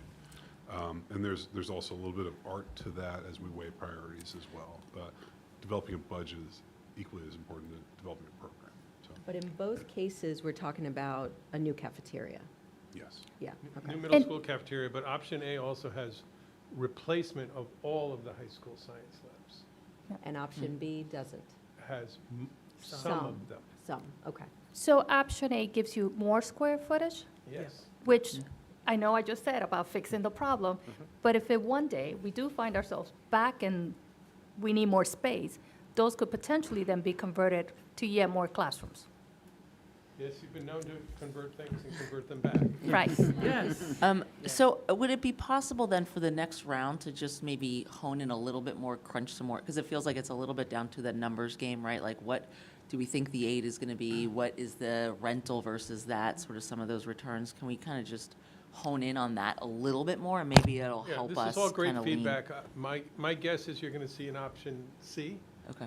which is going to It's be somewhere Pelham. between option A What and do we have? We like Option options. D? Well, it's important. This is a huge decision for a community, so this is what this process is about. I hope we don't get up to option H, which is where Hutch Which landed. We've done. Yeah. And then you didn't do any of them, built a new building. But no, this is good feedback, but we do have a couple of other things to talk about. And I Is say, there- Sorry. the other piece of feedback that we want to do is, again, when I meet with the administrators, we don't want to just, build one more science lab than we have, and then it turns out that it's not enough. So we want to take the time to be really thoughtful again about what exactly do we need to make sure that we get it right. To Natalie's point earlier about needing to figure out space for Pelhamdale's current use when eventually there's a Colonial project. Is there a way to build this or design this so that when Pelhamdale is no longer available, we have an easy way to build district offices at that point? So we defer the cost to a later date when it makes sense with another project? Yes. Okay. Is that, yes, anything can be done, or yes, there's No, probably a fiscally reasonable Right now, way what's to do being that? proposed for the district offices to take 800 square foot classrooms, gut that floor and make it district offices. We could very simply leave 2 at the end as classrooms until such time as you move out of Pelhamdale, which would lower your renovation costs now and give you the flexibility to do that later, and design an addition so we could add 2 classrooms to that addition at the time you do that. Okay, thank you. Yep. Okay, can we move on to air conditioning? So apologies on, On a day like today, it's very hard to think about air conditioning, yes, but I know we have to. yes, I'm thinking about and- my windows in my house today. And I will not note, the air governor conditioning. did sign the bill over the holiday break, I believe, so this is reality that we need to deal with, Yeah. And is yeah, that all classrooms or just elementary? I forget. all. All. Yeah, there are some additional spaces as well, I believe, besides classrooms. But it's, yes, it is a new reality. It's more than just a preference now, to a degree, no pun intended. But, Funding? so, Oh, no, no. She just signed the law. no Figure out how funding. to pay for it. No funding. So we've prepared estimates for what it would take to provide air conditioning in each building. These are lump sum numbers. Apologies on our cascade here, but I'll just read them quickly. To provide air, well, let me say that air conditioning is not just providing an air conditioning unit. It's all of the infrastructure associated with it as well. And in many cases, it's providing a ventilation system, a mechanical ventilation system where one does not exist, that's capable of providing air conditioning as well as heating. But it's more than a window unit. It's more than putting a unit on the wall. These are comprehensive system upgrades that include the HVAC components as well as electrical components. So providing air conditioning is a dramatic increase on the amount of electricity you need in a building. So we've included all of that in these numbers, and it's not a one system fits all in every space. There are a lot of different systems that we're talking about modifying here. But the bottom line is to do that work at Colonial, about $8.5 million, and that again, that includes all those factors we talked about before. Siwanoy is about 5.5, Prospect Hill about 5, and the big one is the high school, $23 million. It's a lot of work, it's a lot of square footage, and these are big systems. I will, just going back to the point we were talking about earlier, this is a case where there may be a significant amount of overlap, depending on what option is chosen, the amount of work, particularly that's done at Siwanoy, that would impact that number. And there is the potential to have prioritization within these numbers. So these are all in, do all the spaces. It may be that we want to look at doing portions of buildings, particularly maybe at the high school, prioritize some spaces, and the 23 is a lot here. So there is some variation within that as well that we could explore. The next slide is geothermal. We're going to talk about that for a second. Before you leave air conditioning, remind me, is there a different incremental cost if you stayed with steam versus hydronic? Those are very closely related in terms of how these costs would play out. The simple answer is I'm not sure. But what I can tell you is an air conditioning system will tie into the hydronic system. The components would be of a family as opposed to a steam system, which would be providing steam heat to systems, and then we'd have a separate cooling plant that provided a different medium to provide cooling to the systems. So the simple answer is a hydronic system is going to interact in a much nicer way with the air conditioning than a steam system. And it would interact even better with a geothermal system. So, You mentioned around sort of either piecemeal or certain priorities over. Can you top line to sort of where you saw those like really key urgent priorities versus the other? I probably can't go into detail about each building, but for instance, let's say at the high school, if there are spaces that historically have gotten, been less comfortable when it's hot out, and, maybe we could talk about doing the upper floors of buildings. That will have a dramatic effect in the building. Not only will the cool air kind of trundle down, but we're taking care of the kind of presumably the hottest spaces in the building, and it'll improve overall comfort. It may be that we don't need to air condition every space. There are certain classrooms that are important and other areas that are less important. So I don't have a simple answer on that one, but I just wanted to offer, there's a lot of variability potentially here to prioritize. And we could look at, Yeah, I think offering it'd the be good kind of it'd be big interesting areas. to see sort of based on even the new bill, like what needs to happen and then what would be nice. Yeah. I to think as far as happen. the bill is concerned, I would confidently say our top floors are going to be our problem. top, Across all buildings. Okay, so maybe Yeah. that's where we start to saying like, what would it be to do all the top floors and see Yeah, what the impact We could look is. at that. That makes Was sense. there, with the new bill, was there a time limit as to when we will have to have everything done? September. Oh, So, right. Yeah, when we open school in September, we have to have a solution. So Jim and John, who've been working already to, the wiring, I think we've talked about, has already been done in 2 buildings, third of the elementaries. Third is next to come. They've been all 3 are done? Thank you. 3 elementaries have been wired. Our staff is building some installation pieces to try to make them as efficient, lose as much, so we don't lose as more than we need to. And in a secret place, we are stockpiling the units, so we have them come the spring because everyone else who's in the same situation as us is Yeah, going to be sure, out, wow. going out getting them. Yeah. So, yeah, so we still have to get the high school still has to be wired, but that will position us by September to have all the top floor instructional spaces with a window unit, which is a start to solving the problem, but that should be enough to get us through, to keep us under that threshold, in the short term. And I guess that's the other question when you talk about phasing. To what degree are people, satisfied with window units as a solution versus, moving to a fully conditioned situation? Yeah. So, for the heating components and air conditioning components we're talking about, and really the new additions and renovations, underlying all of that are sustainable systems and energy efficient equipment. We'd be looking at heat pumps in all of those solutions. But one option we wanted to talk about that is specifically kind of a more sustainable approach is geothermal or ground source heat pumps.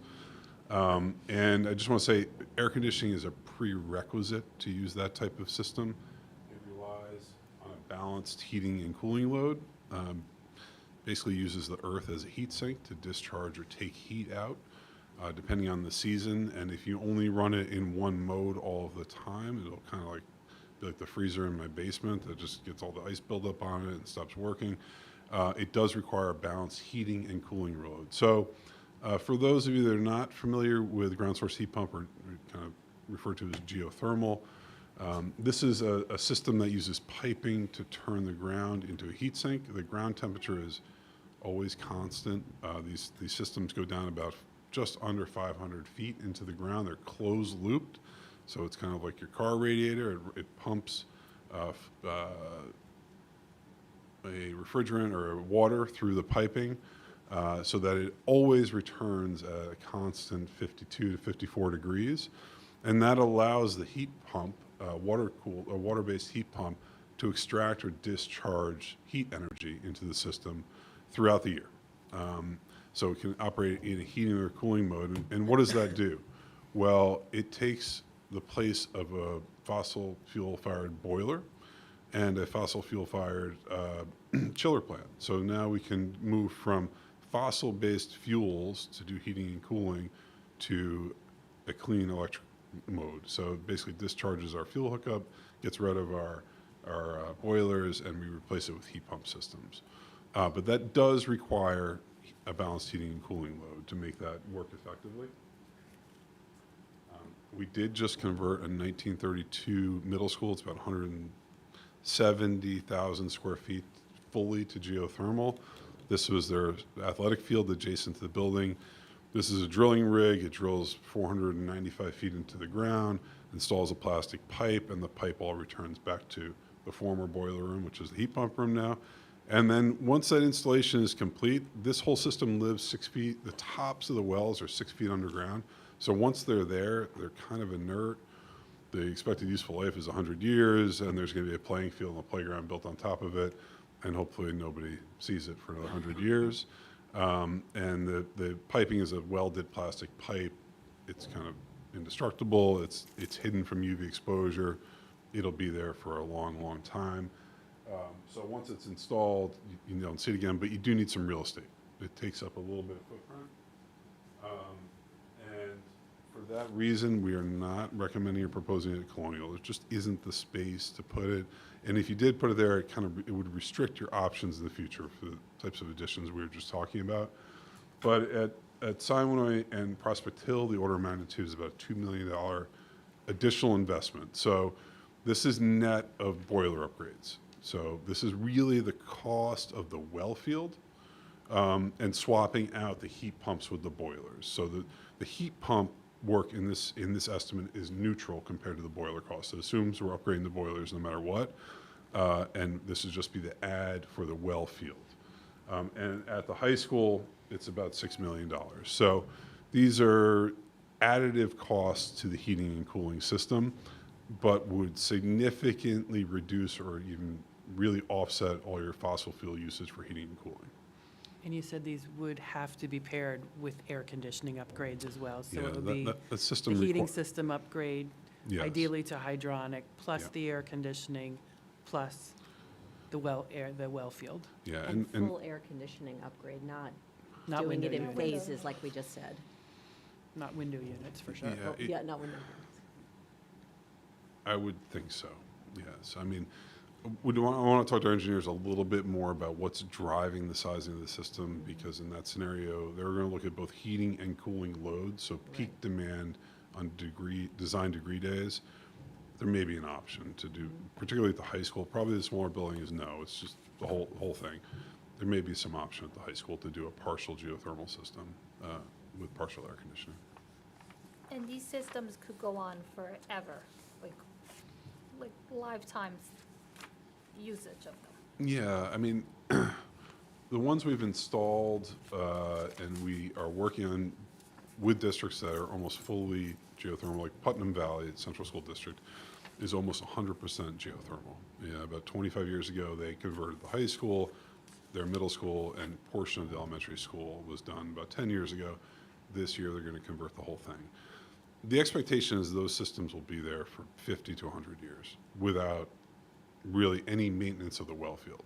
The pumps that circulate the water through the pipes will be replaced over time, but the expected useful life is 50 plus years. It's probably 2 to 3 cycles of a heating plant systems. I know there isn't time necessarily tonight to go too deep into it, but I know that in the committee, we've talked about potential grant opportunities to offset costs for geothermal upgrades. That obviously would not come off the amount that the voters would need to approve, but those could be opportunities to assist with funding.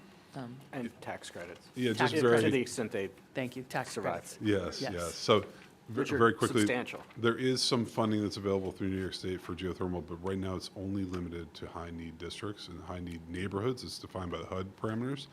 What is available is a tax credit that's payable to municipalities and school districts as a direct payment from the IRS. However, that is a piece of tax code that could change at any time, and it's subject to a final submission. And once the project's complete, it's almost impossible to build a financial model around. But there is a chance that there could be incentive money at the end of the project with geothermal. The good news is if there is geothermal, everything that's tied to geothermal is also potentially part of that incentive in that system. So it's not just the $2 million, let's say, at Siwanoy, it would be all the air conditioning, the heating. That whole thing now becomes part of the geothermal system and could qualify for that incentive money.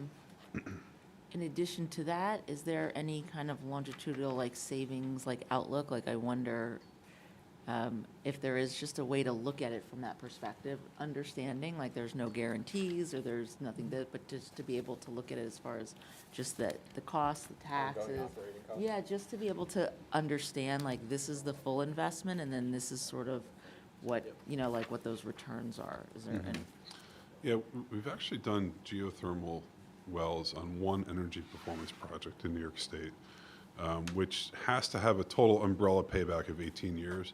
I can tell you the geothermal well fields they weren't the driver on the 18-year payback. They exceeded 18 years, but it's not a 70-year payback. It's much sooner than that. And it's interesting because much like your slate roofs that have been there for a long, long time, you realize that payback kind of after the second life cycle of like a boiler plant, let's say, or a fuel tank. I know you don't necessarily have fuel tanks, but if the back half of the system, the payback really accelerates, which is great for an institutional approach. Right? Okay. Any more questions on geothermal? Makes sense? So we have a little bit of a cascade here again as well. I can fix that in a second. But we did want to take some of the numbers and there's a lot of numbers out here, and just start to compile them a little bit so we can get a sense of how they add up. 1 second, I'll fix all these dollar signs.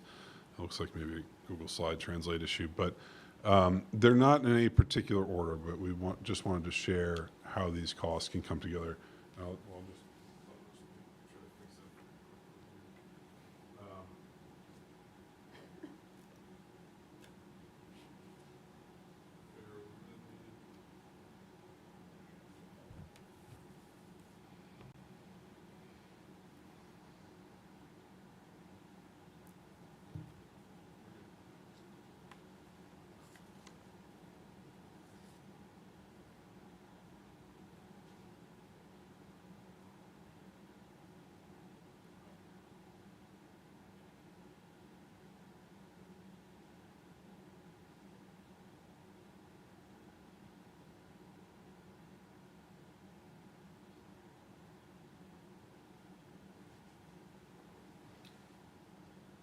Need the Jeopardy theme song going.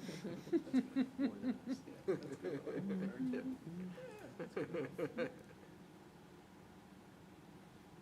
attention to detail as an architect. He doesn't Prevents him from, He doesn't say, that's good enough. nope, can't move ahead.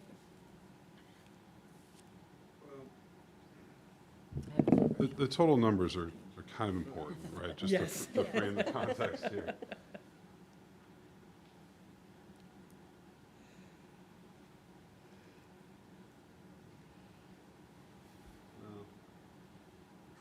Looks like we might be close.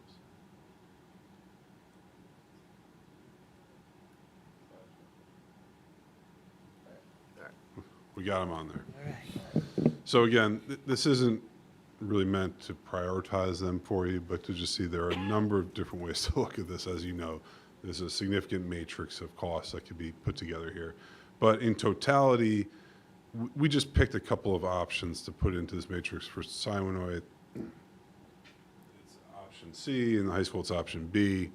We've included the air conditioning and geothermal. And when we add that with the infrastructure, the totality of what we're talking about is $176 million. It's a lot of money, and there's a lot to go through here. But obviously, there are different ways that we can consider putting projects together. And if you can give us a little bit of feedback, we can, as Russ said, go back, refine those estimates, perhaps work with Jim to put together some rough estimates on aidability, and really start to provide a little bit more feedback of how, to understand the impact of all these projects. Any questions on the numbers? I know it was a little painful to get there.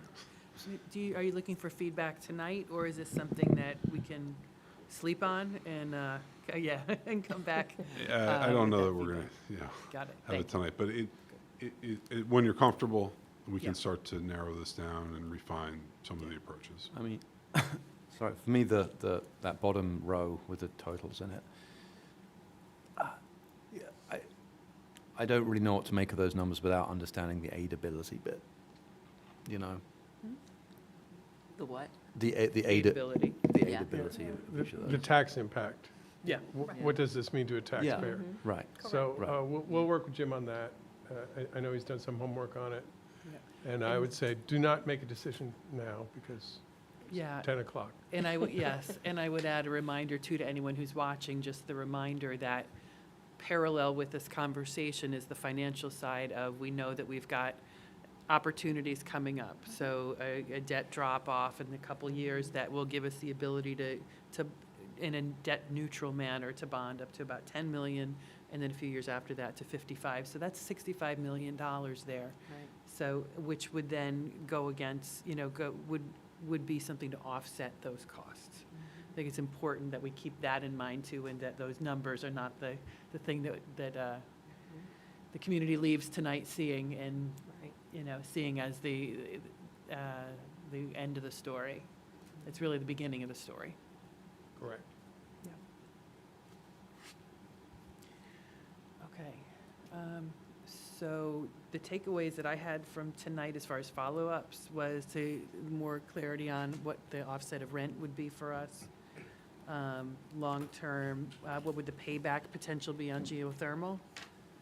And certainly refined options based on taking a couple off the table, and the feedback that was shared. Was there any other takeaways that the board was looking for tonight from administration or from the architects?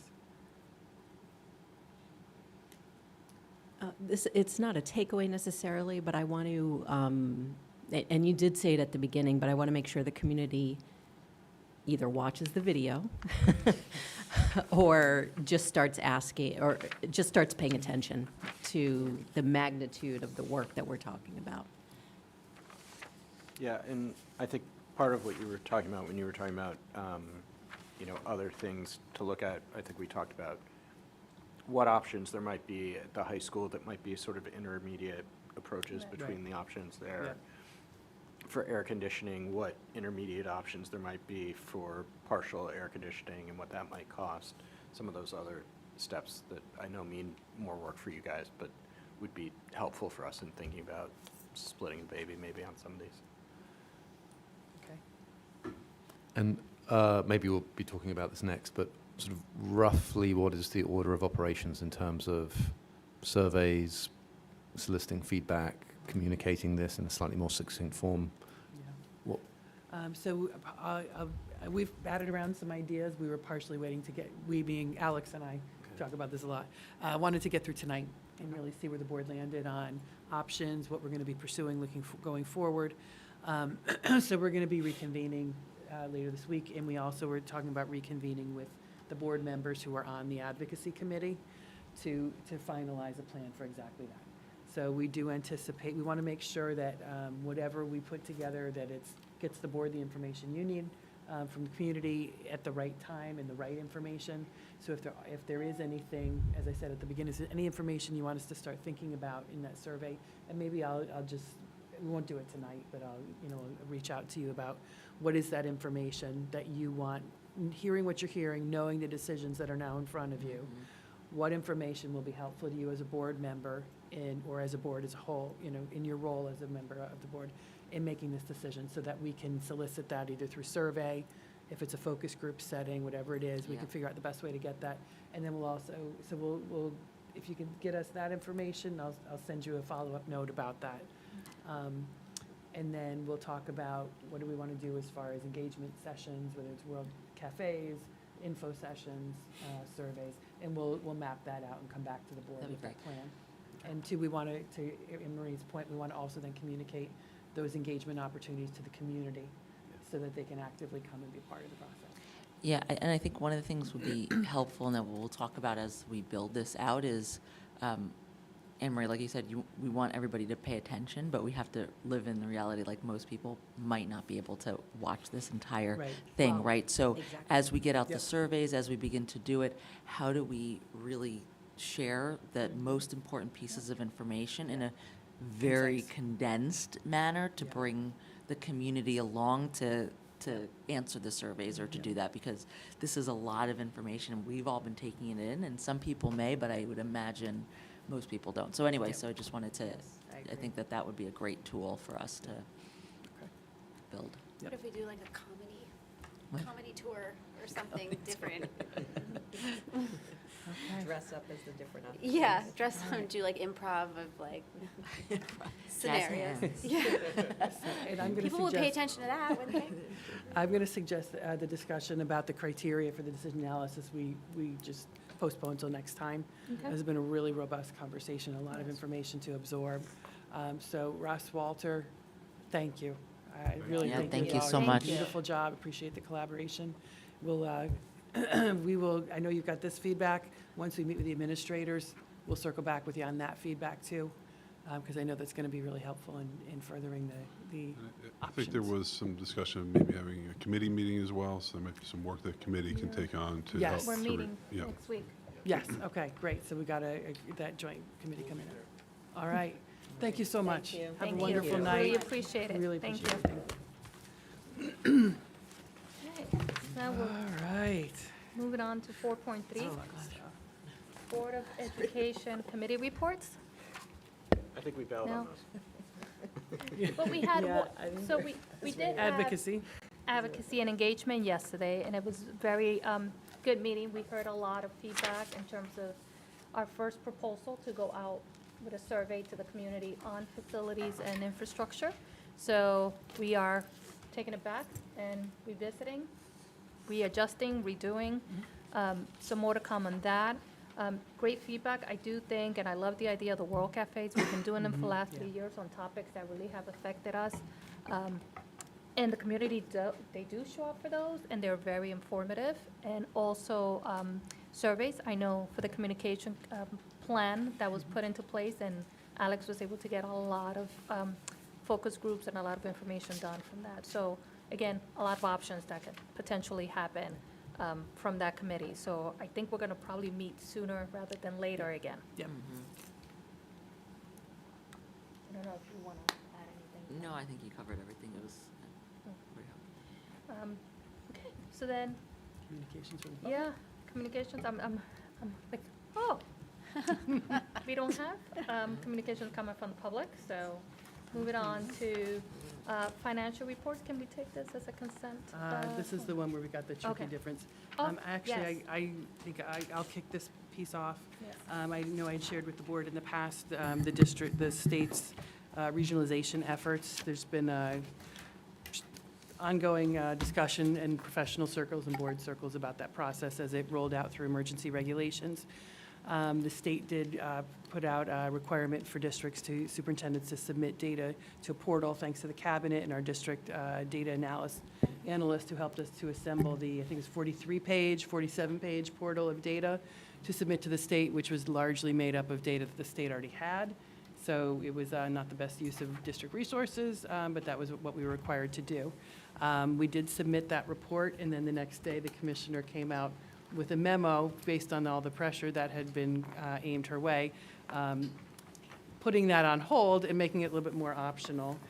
So as those regulations and discussions have played out, where we stand today is now each district superintendents are required to speak with their Board of Education about whether or not they want the district to participate in the regionalization efforts and to pass a resolution to that effect. So what you have on the agenda tonight is two different resolutions. The first one is to accept participation in the regionalization plan, and the second one is to decline participation in the regionalization plan. So tonight, we just need to talk about which direction the board wants to go, and then vote to act and approve that particular resolution, and then we'll just vote to table the other. So I know I've shared my perspective just very super briefly. We have already submitted the data, so I think that was kind of the biggest lift on the front end. I don't see a downside to participating to the degree that we are not bound to follow through on it. We're not mandated to do anything as a result of that regionalization plan. To the degree that it is a collaborative opportunity for us to see if we can benefit, create a situation that would be beneficial to our students through partnerships with other districts. I think that's always a great thing to do anyways. We already do have a ton of partnerships. We think of the BEPT consortium that we have for all of our transportation, for some of our special education programs. We've got the BOCES, who is the specialist at shared services. So this is not something that we're not accustomed to, but if it gives us new opportunities for new conversations, to me, that seems positive. And in speaking with our district superintendent from Southern Westchester BOCES, he said that is his intention as he leads this work, is none of it is mandatory. It is an opportunity to come around and to collaborate voluntarily. So if that is the case, I'm comfortable moving ahead with participating in that in as much as it would benefit Pelham. And the district has already provided all the Yeah, all the and data or information yeah, that and was even since we've provided it, and if we decided not to participate, there's no harm, no foul there. It would just be that we've submitted it, and that's the end of the participation. So I'm going to propose a motion to accept New York State Education Department regionalization plan. So moved. I second. And the discussion was Yeah. as I shared, so any other questions or concerns?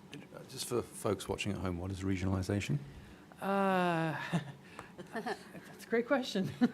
Regionalization, it was an emergency regulation passed by the commissioner that was requiring that BOCES district superintendents assemble the districts, the representatives from the districts within their region once every 10 years and craft a regionalization plan, which speaks to how districts, the region will work to collaborate, create partnerships, and potentially sharing of services. Okay, thank you.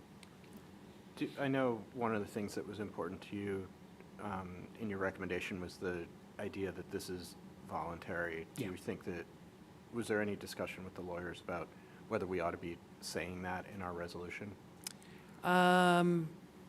We didn't have that conversation, no. This was the language that was provided by them. So I know that Keenan Bean works with obviously a variety of different districts. Yep. And I think, can't speak to our neighbors specifically, but I know superintendents were very mixed as far as whether they were recommending to their boards, pro or con. So I think, I'm going to assume that Keenan Bean's resolution was drafted based on their collective concerns with the region. I do think, and I'd have to double check on this, I do think there's a provision if we change our mind at any point in time that we could then opt out. Okay. It would probably be just a notification to state Right. ed. In an advocacy meeting I attended with other districts, mostly from Long Island, I think some of the concerns were Yeah.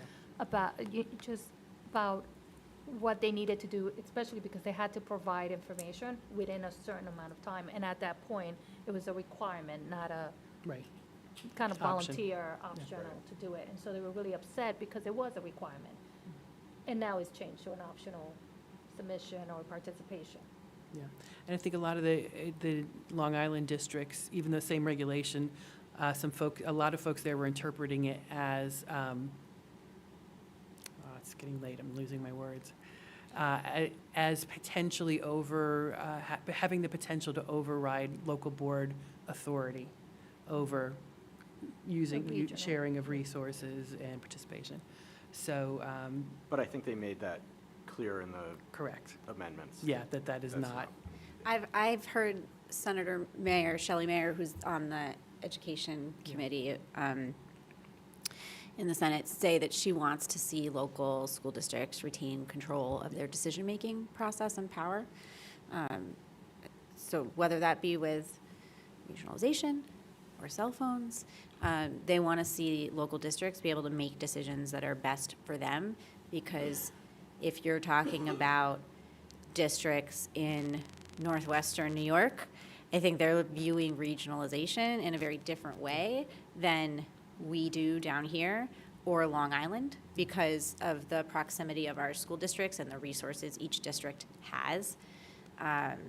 So it would mean very different things depending on where you're located in the state. And so for us down here, we do have a really robust, like, sharing of resources already. And we do a lot of that. But if you look at districts north, really far north, I mean, they don't have those same kinds of options, the same kind of capabilities, the same kind of funding. So like, I think our state's really, really big. And trying to have one, rule for fit everybody isn't possible. So it's encouraging to hear Senator Mayer continue to say that she really wants to see local districts maintain control of the decision-making process. Yeah, great, thank you. So, I think, So we need a if- vote. on Yeah, that. if no more questions, then we need a vote the motion is, the vote on hand is to accept the New York State Education Department Regionalization Plan. Aye. Aye. Aye. All right, any opposed, any abstention? Okay, so the motion passes. Thank you. Then let's table, I need a motion to table 6.2, the motion to decline New York State Education Department. So moved. Second. All in favor? Aye. Any opposed, any abstentions? Thank you. All right, so moving on to 6.3, so could we take this as a Yeah, through 6.6. 6.3 to 6.6, some financial, so there's a motion to dispose of equipment, a resolution to approve some stipulations settlements, some agreement with Side the letters. Pelham's Teachers Association. Could we take a motion? So moved. A second. Okay. Um, Any questions, concerns? Okay, we're gonna have a vote? Okay, everyone, All in Aye. Aye. any opposed, any abstentions? Okay, so the motion passes. Now we're gonna do 6.7, motion to accept the donation. So it is resolved that upon recommendation of the superintendents of school, the Board of Education of the Pelham Union Free District does hereby accept a monetary donation of $50 to the Amy, and I'm sorry to butcher this name, Geisinger, thank you, scholarship fund that with gratitude be bestowed upon its donor, Jean Cockcroft. Can we take a motion? So moved. Second. Okay. All in favor? Aye. Any opposed, any abstention? Okay, the motion carries. 7.0, policy monitoring and governance. Okay, I guess I'll dive in here. So a couple of policies up for first reading, so we're not taking any action on them tonight. But the policy committee continues to fire on all cylinders here under Sid's leadership. So very excited. So our first policy is a parking policy. This actually came out of discussions with our local police chiefs and our safety committee, trying to really get a handle on traffic issues at Glover. And as part of that, they asked that we take a look at this policy to see if we could strengthen any language just to make it very clear that they have the authority to ticket. Our attorneys advise us we don't necessarily need this because they do have that authority, but if this makes it a little more clear and evident for folks, then Take it. take it. So those are the red line changes that the board sees resulted in the policy that is being proposed. Any questions or anything to add? No, good. Nope. Just be forewarned. If it says no parking, it really means no parking. Yeah. Not just a suggestion. Okay. Then we had administration of the budget. Jim, do you want to just do a quick touch on that, since it's your world? Again, really minor changes as we look at things, based on recommendations from our policy service, and it just also brings in the case that we use a claims auditor, and that's also part of the administration of our budget. That's added to the bottom of it. Yep, and this was one that came up on the audit as Right. one to update. So, any questions there? Okay, Those are very minor ones. All right, and then the third one is also 3.7 came up as well as part of the audit, evaluation of personnel. Dr. Fitzgerald, you want to mention any, just speak to the changes that were there? Sorry, thank you. So the changes just really reflect what we do in practice that we're sort of missing from the current policy that we have.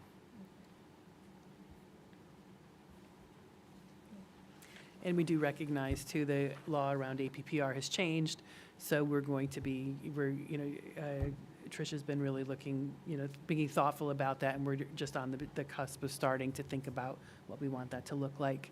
That does need to be negotiated with collective bargaining units, but this should still stand, this policy should still stand regardless of those changes. Do we Okay. take a motion to, no? No, we don't need to do any motion. Is there, okay, so good. Yep, we'll Moving bring on. those back next time for second reading. So can I just say thank you, Sid? You are like going through that policy book. I mean, It's really mostly the administrative team that's been doing the heavy lifting. I was gonna say, I'm glad we're not paying you by the hour.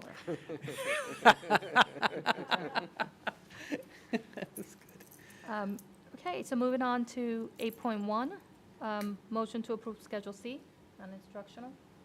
So moved. Second. Okay. Great, All just- in, Sorry, a couple of resignations, that's all. all in favor? Aye. Any opposed, any abstentions? Okay, moving on to 9.1, motion to approve Schedule D, Committee on Special Education. So moved. Second. All in favor? Aye. Any opposed or abstentions? All right, now we're moving on to new business. Any new business? I think we've covered plenty for tonight, but that's just me. All right, moving on to 11.1, communications coming from the public. Again, I know everybody's hopefully nice and safe and warm at home, watching us on YouTube, of course. And then 12.1. Do I have a motion to adjourn? So moved. A second. Okay, all in favor? Aye. Thank you, and thank you for allowing me to conduct the meeting on behalf of Jackie. Well done. Great job, Well done. Natalie. Thank you all. It's a great conversation.